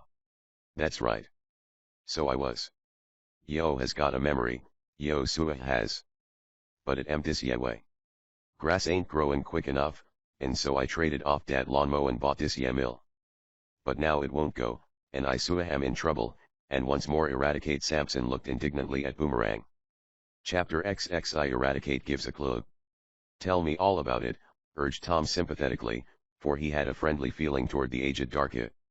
"Well," began Eradicate, "I suah thought I were gwine to make money cutting grass, specially after yo done fixed Mamo. But 'peared like nobody wanted any grass cut. I traveled all over, and I couldn't get no jobs. Now me and Boomerang has to eat, no matter if he is contrary, so I had to look for some new wook. I traded dat lawnmow off for a crosscut saw, but dat was such hard wook dat I give it up. Den I got a chance to buy dis outfit cheap, and I bought it." Eradicate then went on to tell how he had purchased the portable sawmill from a man who had no further use for it, and how he had managed to transport it from a distant village to the spot where Tom had met him. There he had secured permission to work a piece of woodland on shears, sawing up the smaller trees into cordwood.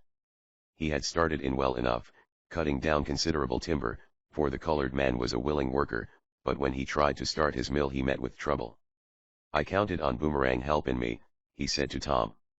"All he has to do is walk on dat treadmill, and keep goin'. Dat makes de saw go round, and I saws de wood. But de trouble am dat I can't get Boomerang to move. I done tried every means I knows on, and he won't go. I talked kind to him, and I talked harsh. I done beat him with a club, and I rub his ears soft like, and he allers did like dat, but he won't go.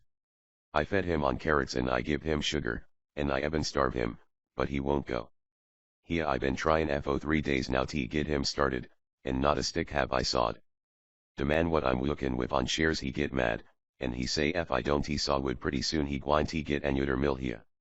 Now I axes yo fair, Mr. Swift, ain't I got lots ob trouble?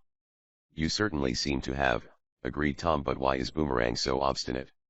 Usually on a treadmill a horse or a mule has to work whether they like it or not. If they don't keep moving the platform slides out from under them, and they come up against the back bar. That's what done happened to Boomerang, declared Eradicate. He done back up against the bar, and there he stay. Tom went over and looked at the mill. The outfit was an old one, and had seen much service, but the trained eye of the young inventor saw that it could still be used effectively. Boomerang watched Tom, as though aware that something unusual was about to happen. "Here I done gone invested my money in dis yeh mill," complained Eradicate, "and I ain't sawed up a single stick. Ef I wasn't so kind-hearted I'd chastise dat mule wuss dan I has, that's what I would." Tom said nothing. He was stooping down, looking at the gearing that connected the treadmill with the shaft which revolved the saw. Suddenly he uttered an exclamation. "Rad, have you been monkeying with this machinery?" he asked. "Me? Good land, Mr. Swift, no, saw. I wouldn't take it.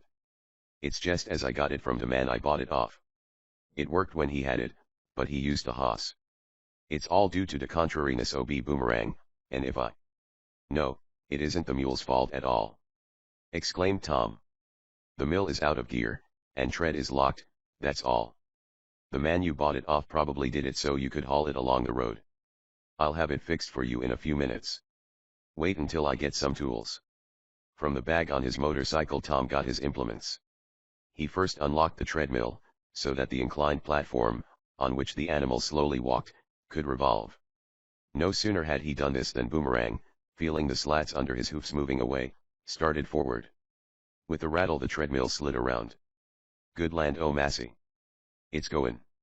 cried Eradicate delightedly. "It's so goin'!" he added as he saw the mule, with nimble feet, send a revolving, endless string of slats around and around. "But the saw don't move, Mr. Swift. Yo am pretty smart at fixin' it as much as yo has, but I reckon it's too busted to ever saw any wood. I got bad luck, that's what I has." "Nonsense!" exclaimed Tom. "The sawmill will be going in a moment. All I have to do is to throw it into gear. See here, Rad. When you want the saw to go you just throw this handle forward. That makes the gears mesh." "What's dat 'bout mush?" asked Eradicate. "Mesh not mush. I mean it makes the cogs fit together. See," and Tom pressed the lever. In an instant, with a musical whir, the saw began revolving. "Hurrah! There it goes. Golly! See the saw move!" cried the delighted colored man. He seized a stick of wood, and in a trice it was sawed through. "Whoop!" yelled Eradicate. "I'm sawbade now. Bless yo, Mr. Swift, yo suttinly am a wonder." "Now I'll show you how it works," went on Tom. "When you want to stop Boomerang, you just pull this handle. That locks the tread, and he can't move it, and," suiting the action to his words, Tom stopped the mill. "Then," he went on, "when you want him to move, you pull the handle this way," and he showed the darky how to do it. In a moment the mule was moving again. Then Tom illustrated how to throw the saw in and out of gear, and in a few minutes the sawmill was in full operation, with the most energetic colored man feeding in logs to be cut up into stove lengths. "You ought to have an assistant, Rad," said Tom, after he had watched the work for a while. "You could get more done then, and move on to some other wood patch." "That's right, Mr. Swift, so I had. But I done tried, and couldn't get any. I asked several colored men, but they'd rather whitewash and clean chicken coops. I guess I'll have to go it alone. I asked a white man yesterday if he wouldn't like to pitch in and help, but he said he didn't like to work. He was a tramp, and he had the nerve to ask me for money, me, a hard-looking coon. You didn't give it to him, I hope?" "No, indeedy, but he come so close to me dat I was askered he might take it from me, so I kept hold ob a club." He Sua was a bad-looking tramp, and he kept laughing all the while, like he was happy. "What's that?" cried Tom, struck by the words of the colored man. "Did he have a thick, brown beard?" "That's what he had," answered Eradicate, pausing in the midst of his work. "He Sua were a funny sort ob tramp. His hands done looked like he never whooped, and he had a funny blue ring one finger, only it wasn't a regular ring, yo no. It was pushed right inter his skin, like a man I seen at the circus once, all covered with funny figures." Tom leaped to his feet. "Which finger was the blue ring tattooed on?"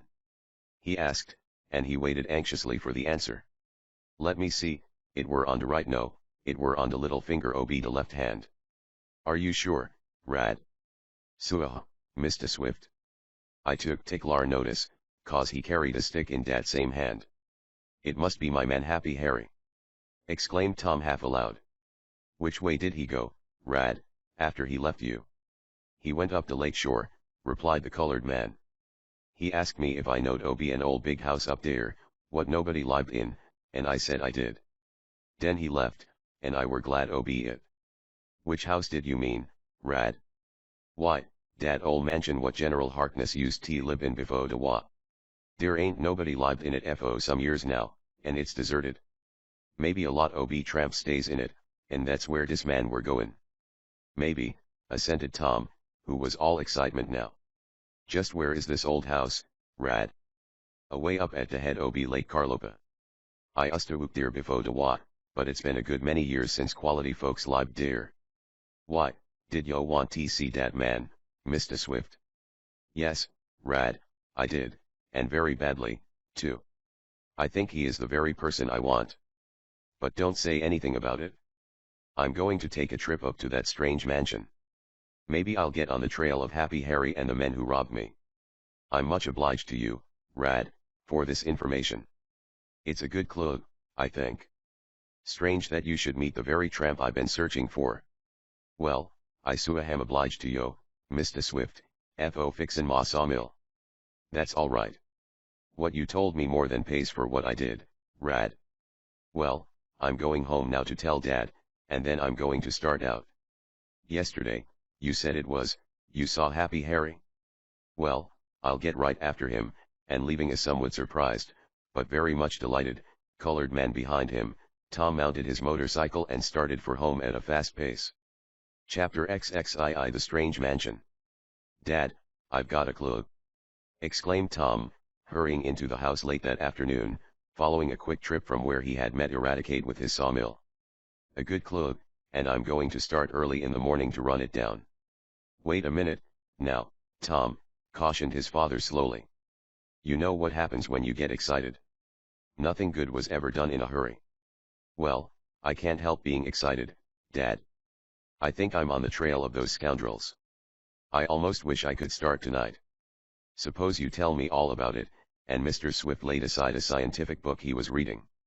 Whereupon Tom told of his meeting with the colored man, and what Eradicate had said about the tramp. "But he may not be the same Happy Harry you are looking for," interposed Mr. Swift. "Tramps who don't like to work, and who have a jolly disposition, also those who ask for money and have designs tattooed on their hands, are very common." "Oh, but I'm sure this is the same one," declared Tom. "He wants to stay in this neighborhood until he locates his Confederates. That's why he's hanging around. Now I have an idea that the deserted mansion, where Eradicate used to work, and which once housed General Harkness and his family, is the rendezvous of this gang of thieves." "You are taking a great deal for granted, Tom." "I don't think so, Dad. I've got to assume something, and maybe I'm wrong, but I don't think so. At any rate, I'm going to try, if you'll let me." "What do you mean to do?" "I want to go to that deserted mansion and see what I can find. If I locate the thieves, well, you may run into danger." "Then you admit I may be on the right track, Dad?" "Not at all," and Mr. Swift smiled at the quick manner in which Tom turned the tables on him. "I admit there may be a band of tramps in that house. Very likely there is almost any deserted place would be attractive to them. But they may not be the ones you seek.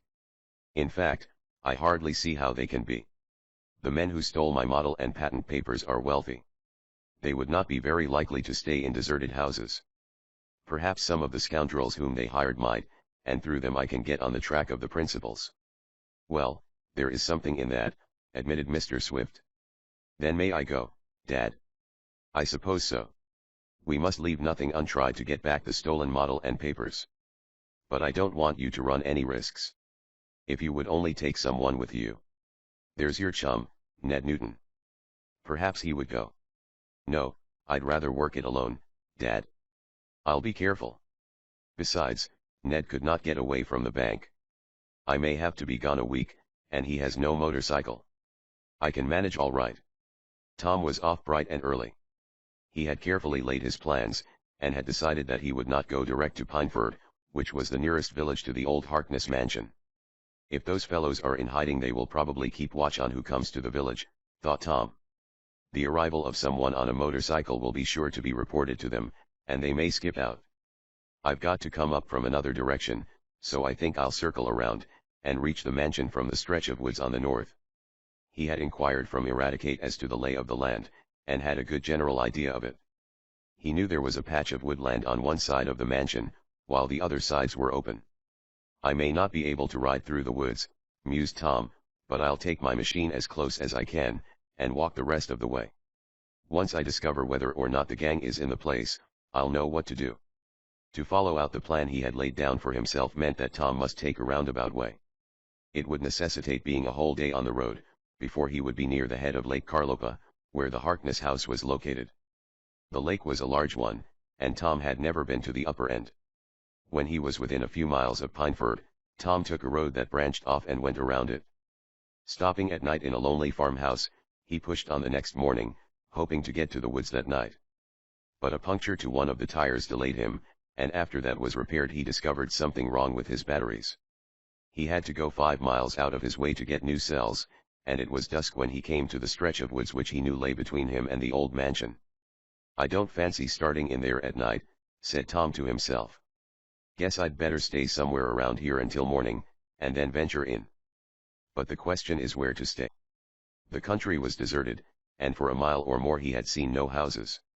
He kept on for some distance farther, the dusk falling rapidly, and when he was about to turn back to retrace his way to the last farmhouse he had passed, he saw a slab shanty at the side of the road. That's better than nothing, provided they'll take me in for the night, murmured Tom. I'm going to ask, anyhow. He found the shanty to be inhabited by an old man who made a living burning charcoal. The place was not very attractive, but Tom did not mind that, and finding the charcoal burner a kindly old fellow, soon made a bargain with him to remain all night. Tom slept soundly, in spite of his strange surroundings, and after a simple breakfast in the morning inquired of the old man the best way of penetrating the forest. You'd best strike right along the old wood road, said the charcoal burner. That leads right to the lake, and I think will take you where you want to go. The old mansion is not far from the lake shore. Near the lake, mused Tom as he started off, after thanking the old fellow. Now I wonder if I'd better try to get to it from the water or the land side. He found it impossible to ride fast on the old wood road, and when he judged he was so close to the lake that the noise of his motorcycle might be heard, he shut off the power, and walked along, pushing it. It was hard traveling, and he felt weary, but he kept on, and about noon was rewarded by a sight of something glittering through the trees. That's the lake, Tom exclaimed, half aloud. I'm almost there. A little later, having hidden his motorcycle in a clump of bushes, he made his way through the underbrush and stood on the shore of Lake Carlopa. Cautiously Tom looked about him. It was getting well on in the afternoon, and the sun was striking across the broad sheet of water. Tom glanced up along the shore. Something amid a clump of trees caught his eyes. It was the chimney of a house. The young inventor walked a little distance along the lake shore. Suddenly he saw, looming up in the forest, a large building. It needed but a glance to show that it was falling into ruins, and had no signs of life about it. Nor, for that matter, was there any life in the forest around him, or on the lake that stretched out before him. I wonder if that can be the place, whispered Tom, for, somehow, the silence of the place was getting on his nerves. It must be it, he went on. It's just as Rad described it. He stood looking at it, the sun striking full on the mysterious mansion, hidden there amid the trees.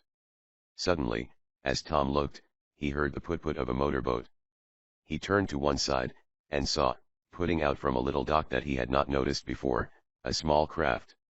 It contained one man, and no sooner had the young inventor caught a glimpse of him than he cried out, "That's the man who jumped over our fence and escaped."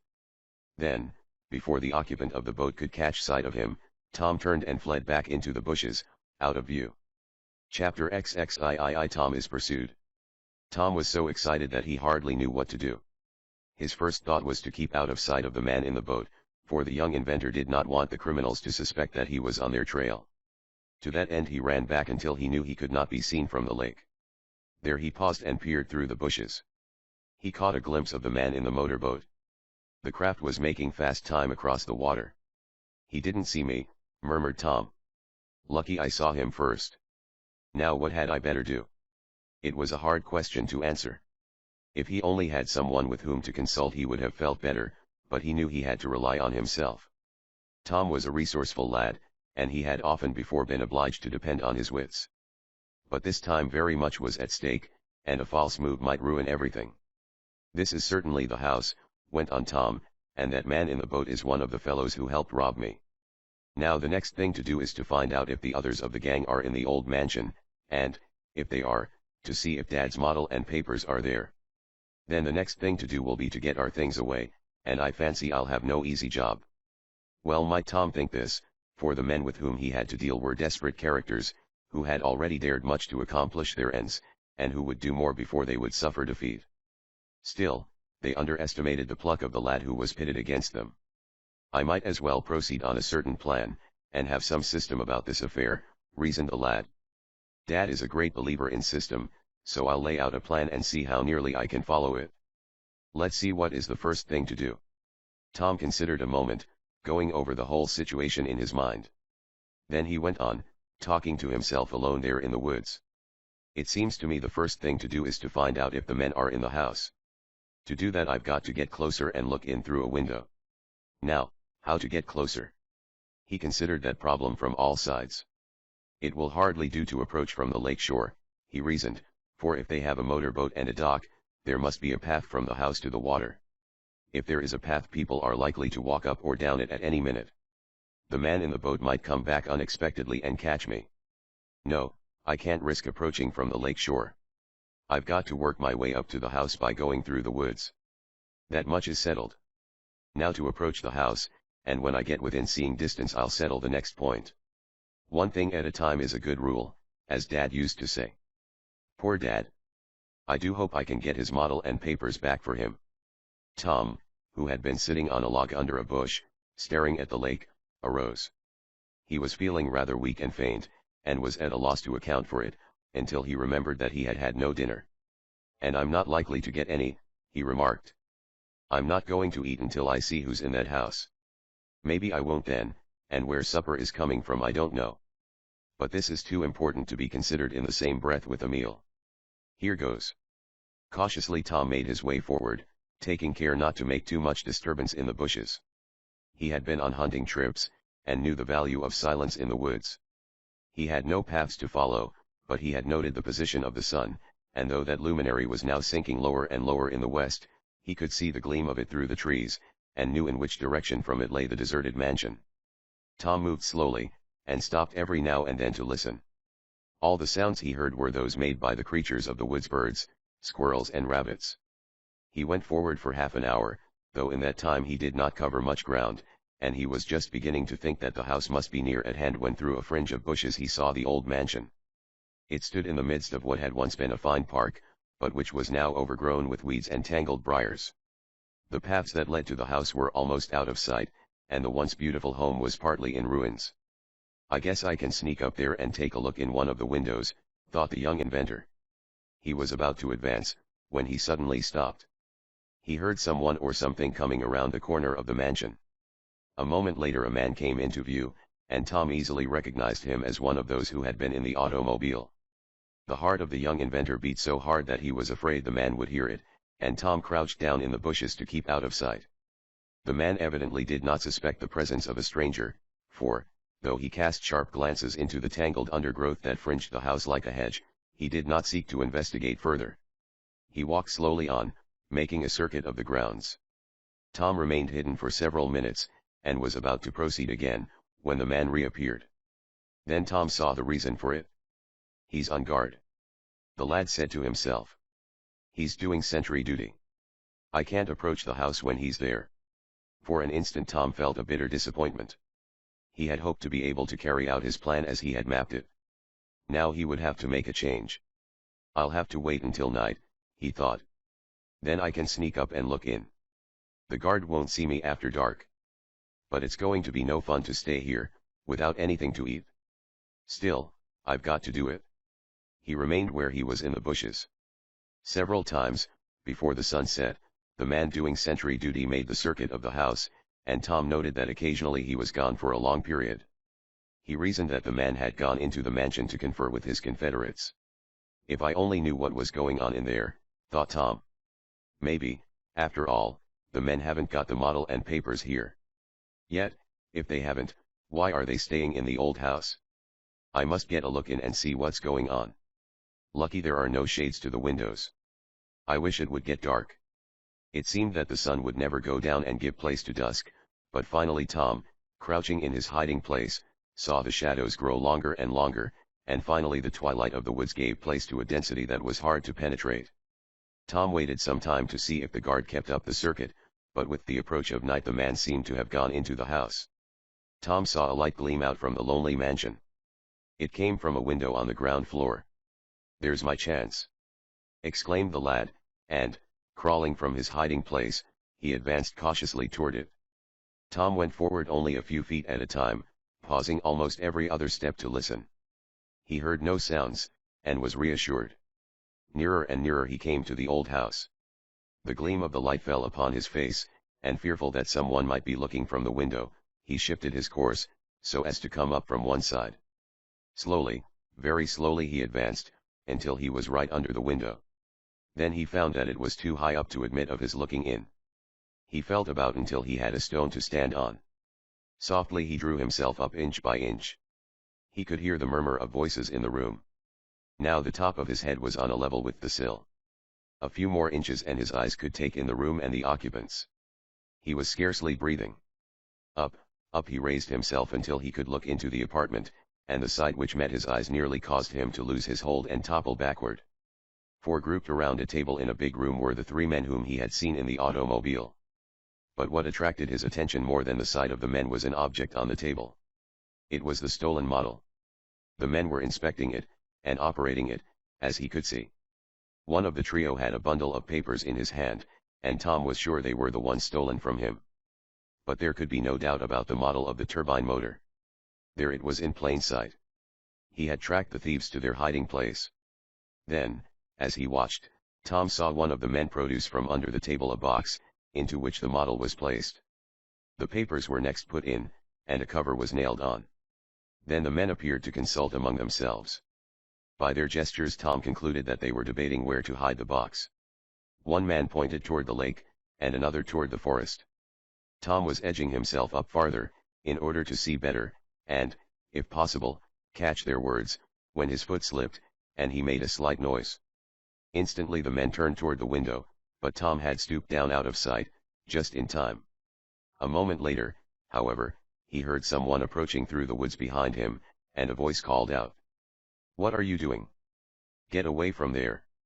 Rapid footsteps sounded, and Tom, in a panic, turned and fled, with an unknown pursuer after him. Chapter XXIV Unexpected Help. Tom rushed on through the woods. The lighted room into which he had been looking had temporarily blinded him when it came to plunging into the darkness again, and he could not see where he was going. He crashed full tilt into a tree, and was thrown backward. Bruised and cut, he picked himself up and rushed off in another direction. Fortunately he struck into some sort of a path, probably one made by cows, and then, as his eyes recovered their faculties, he could dimly distinguish the trees on either side of him and avoid them. His heart, that was beating fiercely, calmed down after his first fright, and when he had run on for several minutes he stopped. That must have been the man from the boat," panted our hero, whispering to himself. "He came back and saw me. I wonder if he's after me yet."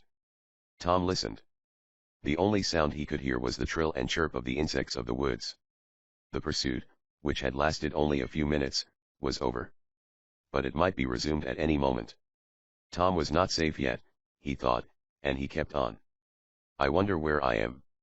I wonder where my motorcycle is. I wonder what I had better do. He asked himself. 3 big questions, and no way of settling them. Tom pulled himself up sharply. I've got to think this thing out, he resumed. They can't find me in these woods tonight, that's sure, unless they get dogs, and they're not likely to do that. So I'm safe that far. But that's about all that is in my favor. I won't dare to go back to the house, even if I could find it in this blackness, which is doubtful. It wouldn't be safe, for they'll be on guard now. It looks as though I was up against it. I'm afraid they may imagine the police are after them, and go away.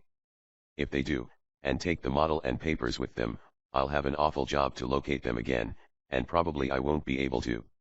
That's the worst of it. Here I have everything right under my hands, and I can't do a thing. If I only had someone to help me, someone to leave on guard while I went for the police. I'm 1 against 3, no, 4, for the man in the boat is back. Let's see what can I do. Then a sudden plan came to him. The lake shore. He exclaimed, half aloud. I'll go down there and keep watch. If they escape they'll probably go in the boat, for they wouldn't venture through the woods at night. That's it. I'll watch on shore, and if they do leave in the boat. He paused again, undecided. Why, if they do, he finished, I'll sing out, and make such a row that they'll think the whole countryside is after them. That may drive them back, or they may drop the box containing the papers and model, and cut for it. If they do I'll be all right. I don't care about capturing them, if I can get Dad's model back. He felt more like himself, now that he had mapped out another plan. The first thing to do is to locate the lake, reasoned Tom. Let's see, I ran in a straight line away from the house, that is, as nearly straight as I could. Now if I turn around and go straight back, bearing off a little to the left, I ought to come to the water. I'll do it. But it was not so easy as Tom imagined, and several times he found himself in the midst of almost impenetrable bushes. He kept on, however, and soon had the satisfaction of emerging from the woods out on the shore of the lake. Then, having gotten his bearings as well as he could in the darkness, he moved down until he was near the deserted house. The light was still showing from the window, and Tom judged by this that the men had not taken fright and fled. I suppose I could sneak down and set the motor boat adrift, he argued. That would prevent them leaving by way of the lake, anyhow. That's what I'll do. I'll cut off one means of escape. I'll set the boat adrift. Very cautiously he advanced toward where he had seen the small craft put out. He was on his guard, for he feared the men would be on the watch, but he reached the dock in safety, and was loosening the rope that tied the boat to the little wharf when another thought came to him. Why set this boat adrift? He reasoned. It is too good a boat to treat that way, and, besides, it will make a good place for me to spend the rest of the night.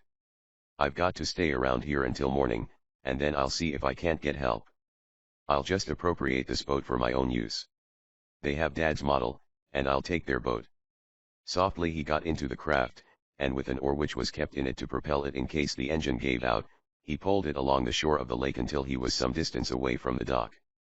That afternoon he had seen a secluded place along the shore, a spot where overhanging bushes made a good hiding place, and for this he headed the craft. A little later it was completely out of sight, and Tom stretched out on the cushioned seats, pulling a tarpaulin over him. There he prepared to spend the rest of the night. They can't get away except through the woods now, which I don't believe they'll do, he thought, and this is better for me than staying out under a tree. I'm glad I thought of it. The youth, naturally, did not pass a very comfortable night, though his bed was not a half-bad one. He fell into uneasy dozes, only to arouse, thinking the men in the old mansion were trying to escape. Then he would sit up and listen, but he could hear nothing. It seemed as if morning would never come, but at length the stars began to fade, and the sky seemed overcast with a filmy, white veil. Tom sat up, rubbed his smarting eyes, and stretched his cramped limbs. "Oh, for a hot cup of coffee!" he exclaimed. "But not for mine, until I land these chaps where they belong. Now the question is, how can I get help to capture them?" His hunger was forgotten in this. He stepped from the boat to a secluded spot on the shore. The craft, he noted, was well hidden. "I've got to go back to where I left my motorcycle, jump on that, and ride for aid," he reasoned. Maybe I can get the charcoal burner to go for me, while I come back and stand guard. I guess that would be the best plan. I certainly ought to be on hand, for there is no telling when these fellows will skip out with the model, if they haven't gone already. I hate to leave, yet I've got to. It's the only way. I wish I'd done as Dad suggested, and brought help. But it's too late for that. Well, I'm off. Tom took a last look at the motorboat, which was a fine one. He wished it was his. Then he struck through the woods. He had his bearings now, and was soon at the place where he had left his machine. It had not been disturbed.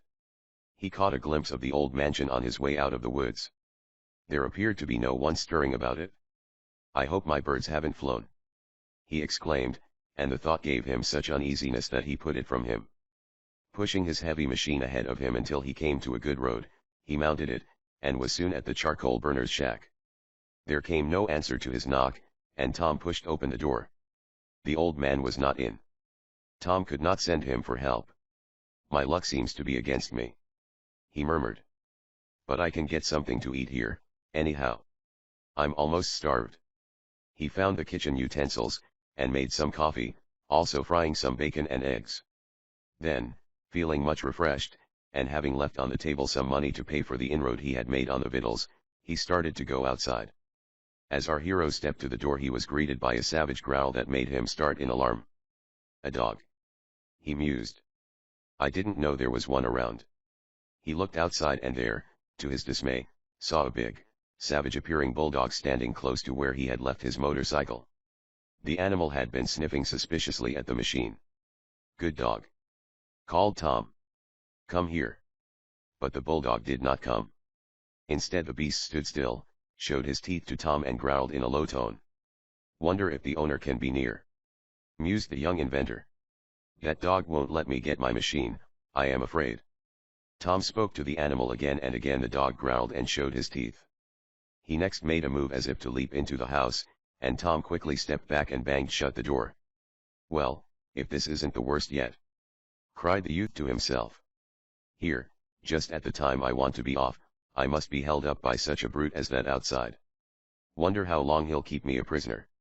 Tom went to a window and peered out. No person had appeared, and the lad rightly surmised that the bulldog had come to the cottage alone. The beast appeared to be hungry, and this gave Tom a sudden idea. Maybe if I feed him, he'll forget that I am around and give me a chance to get away, he reasoned. Guess I had better try that dodge on him. Tom looked around the cottage and at last found the remains of a chicken dinner the owner had left behind. He picked up some of the bones and called the bulldog. The animal came up rather suspiciously. Tom threw him one bone, which he proceeded to crunch up vigorously. He's hungry right enough, mused Tom. I guess he'd like to sample my leg. But he's not going to do it, not if I can help it. At the back of the cottage was a little shed, the door to which stood open. Tom threw a bone near to the door of the shed and then managed to throw another bone inside the place. The bulldog found the first bone and then disappeared after the second. Now is my time, I guess, the young inventor told himself, and watching his chance, he ran from the cottage toward his motorcycle. He made no noise and quickly shoved the machine into the roadway. Just as he turned on the power, the bulldog came out of the shed, barking furiously. You've missed it, said Tom grimly as the machine started, and quickly the cottage and the bulldog were left behind. The road was rough for a short distance and he had to pay strict attention to what he was doing. I've got to ride to the nearest village, he said. It's a long distance, and, in the meanwhile, the men may escape. But I can't do anything else. I dare not tackle them alone, and there is no telling when the charcoal burner may come back. I've got to make speed, that's all. Out on the main road the lad sent his machine ahead at a fast pace. He was fairly humming along when, suddenly, from around a curve in the highway he heard the honk-honk of an automobile horn. For an instant his heart failed him. I wonder if those are the thieves. Maybe they have left the house, and are in their auto, he whispered as he slowed down his machine. The automobile appeared to have halted. As Tom came nearer the turn he heard voices. At the sound of one he started. The voice exclaimed, "Bless my spectacles! What's wrong now? I thought that when I got this automobile I would enjoy life, but it's as bad as my motorcycle was for going wrong. Bless my very existence, but has anything happened? Mr. Damon." exclaimed Tom, for he recognized the eccentric individual of whom he had obtained the motorcycle. The next moment Tom was inside of a big touring car, containing, not only Mr. Damon, whom Tom recognized at once, but 3 other gentlemen. "Oh, Mr. Damon," cried Tom, "will you help me capture a gang of thieves? They are in a deserted mansion in the woods, and they have one of my father's patent models. Will you help me, Mr. Damon?" "Why, bless my top knots," exclaimed the odd gentleman. "If it isn't Tom Swift, the young inventor. Bless my very happiness. There's my motorcycle, too. Help you? Why, of course we will. Bless my shoe leather. Of course we'll help you." Chapter XXV The Capture Goodbye. Tom's story was soon told, and Mr. Damon quickly explained to his friends in the automobile how he had first made the acquaintance of the young inventor. "But how does it happen that you are trusting yourself in a car like this?" asked Tom. "I thought you were done with gasoline machines, Mr. Damon." "I thought so, too, Tom, but, bless my batteries, my doctor insisted that I must get out in the open air. I'm too stout to walk, and I can't run. The only solution was in an automobile, for I never would dream of a motorcycle. I wonder that one of mine hasn't run away with you and killed you. But there. My automobile is nearly as bad. We went along very nicely yesterday, and now, just when I have a party of friends out, something goes wrong. Bless my liver. I do seem to have the worst luck." Tom lost no time in looking for the trouble. He found it in the ignition, and soon had it fixed. Then a sort of council of war was held. "Do you think those scoundrels are there yet?" asked Mr. Damon. "I hope so," answered Tom. "So do I," went on the odd character. "Bless my soul, but I want a chance to pummel them. Come, gentlemen, let's be moving. Will you ride with us, Tom Swift, or on that dangerous motorcycle?" "I think I'll stick to my machine, Mr. Damon. I can easily keep up with you." "Very well. Then we'll get along. We'll proceed until we get close to the old mansion, and then some of us will go down to the lake shore, and the rest of us will surround the house. We'll catch the villains red-handed, and I hope we bag that tramp among them." "I hardly think he is there," said Tom. In a short time the auto and the motorcycle had carried the respective riders to the road through the woods. There the machines were left, and the party proceeded on foot. Tom had a revolver with him, and one member of Mr. Damon's party also had a small one, more to scare dogs than for any other purpose. Tom gave his weapon to one of the men, and cut a stout stick for himself, an example followed by those who had no firearms. "A club for mine," exclaimed Mr. Damon. "The less I have to do with machinery the better I like it. Now, Tom Swift is just the other way around," he explained to his friends. Cautiously they approached the house, and when within seeing distance of it they paused for a consultation. There seemed to be no one stirring about the old mansion, and Tom was fearful lest the men had left. But this could not be determined until they came closer. 2 of Mr. Damon's friends elected to go down to the shore of the lake and prevent any escape in that direction, while the others, including Tom, were to approach from the woodside. When the 2 who were to form the water-attacking party were ready, one of them was to fire his revolver as a signal. Then Tom, Mr. Damon, and the others would rush in. The young inventor, Mr. Damon, and his friend, whom he addressed as Mr. Benson, went as close to the house as they considered prudent. Then, screening themselves in the bushes, they waited. They conversed in whispers, Tom giving more details of his experience with the patent thieves. Suddenly the silence of the woods was broken by someone advancing through the underbrush. "Bless my gaiters, someone is coming!" exclaimed Mr. Damon in a hoarse whisper. "Can that be Munson or Dwight coming back?" He referred to his 2 friends who had gone to the lake. "Or perhaps the fellows are escaping," suggested Mr. Benson. "Suppose we take a look." At that moment the person approaching, whoever he was, began to sing. Tom started. "I'll wager that's Happy Harry, the tramp," he exclaimed. "I know his voice." Cautiously Tom peered over the screen of bushes. "Who is it?" asked Mr. Damon. "It's Happy Harry," said Tom. "We'll get them all, now. He's going up to the house." They watched the tramp. All unconscious of the eyes of the men and boy in the bushes, he kept on. Presently the door of the house opened, and a man came out. Tom recognized him as Anson Morse, the person who had dropped the telegram. "Say, Burke," called the man at the door, "have you taken the motorboat?" "Motorboat?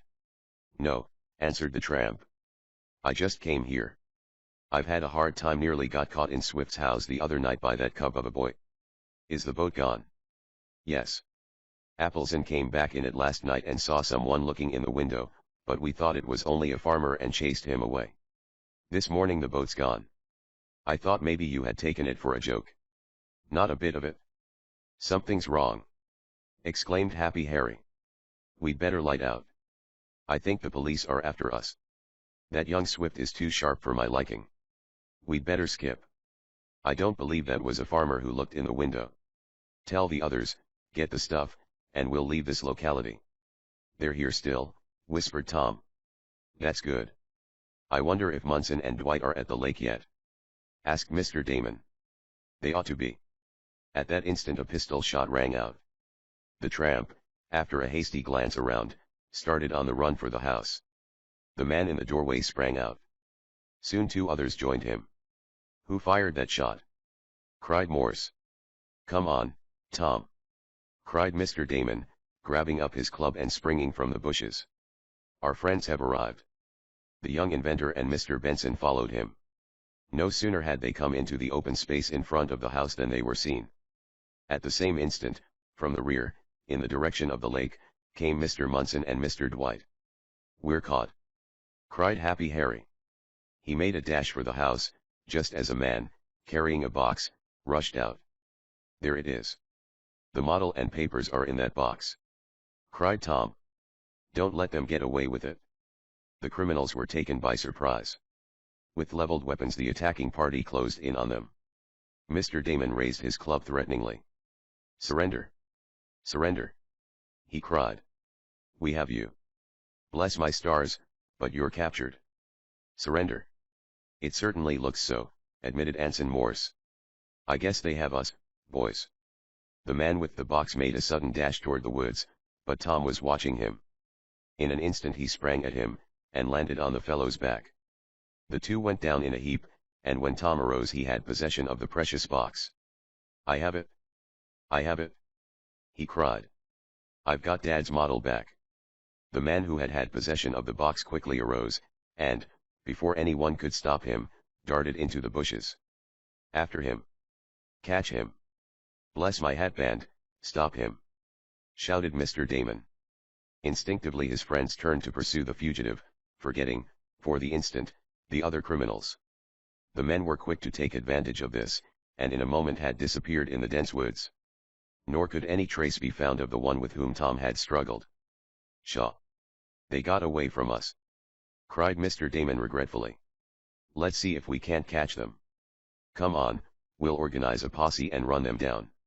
He was eager for the chase, but his companions dissuaded him. Tom had what he wanted, and he knew that his father would prefer not to prosecute the men. The lad opened the box, and saw that the model and papers were safe. "Let those fellows go," advised the young inventor, and Mr. Damon reluctantly agreed to this. "I guess we've seen the last of them," added the youth, but he and Mr. Swift had not, for the criminals made further trouble, which will be told of in the 2nd volume of the series, to be called Tom Swift and His Motorboat, or, The Rivals of Lake Carlopa. In that our hero will be met in adventures even more thrilling than those already related, and Andy Foger, who so nearly ran Tom down in the automobile, will have a part in them. "Now," said Mr. Damon, after it had been ascertained that no one was injured, and that the box contained all of value that had been stolen, "I suppose you are anxious to get back home, Tom, aren't you? Will you let me take you in my car? Bless my spark plug, but I'd like to have you along in case of another accident." The lad politely declined, however, and, with the valuable model and papers safe on his motorcycle, he started for Shopton. Arriving at the first village after leaving the woods, Tom telephoned the good news to his father, and that afternoon was safely at home, to the delight of Mr. Swift and Mrs. Baggert. The inventor lost no time in fully protecting his invention by patents. As for the unprincipled men who made an effort to secure it, they had so covered up their tracks that there was no way of prosecuting them, nor could any action be held against Smeek and Catch, the unscrupulous lawyers. "Well," remarked Mr. Swift to Tom, a few nights after the recovery of the model, "your motorcycle certainly did us good service." Had it not been for it, I might never have gotten back my invention. Yes, it did come in handy, agreed the young inventor. There's that motorboat, too. I wish I had it. I don't believe those fellows will ever come back for it. I turned it over to the county authorities, and they take charge of it for a while. I certainly had some queer adventures since I got this machine from Mr. Damon, concluded Tom. I think my readers will agree with him.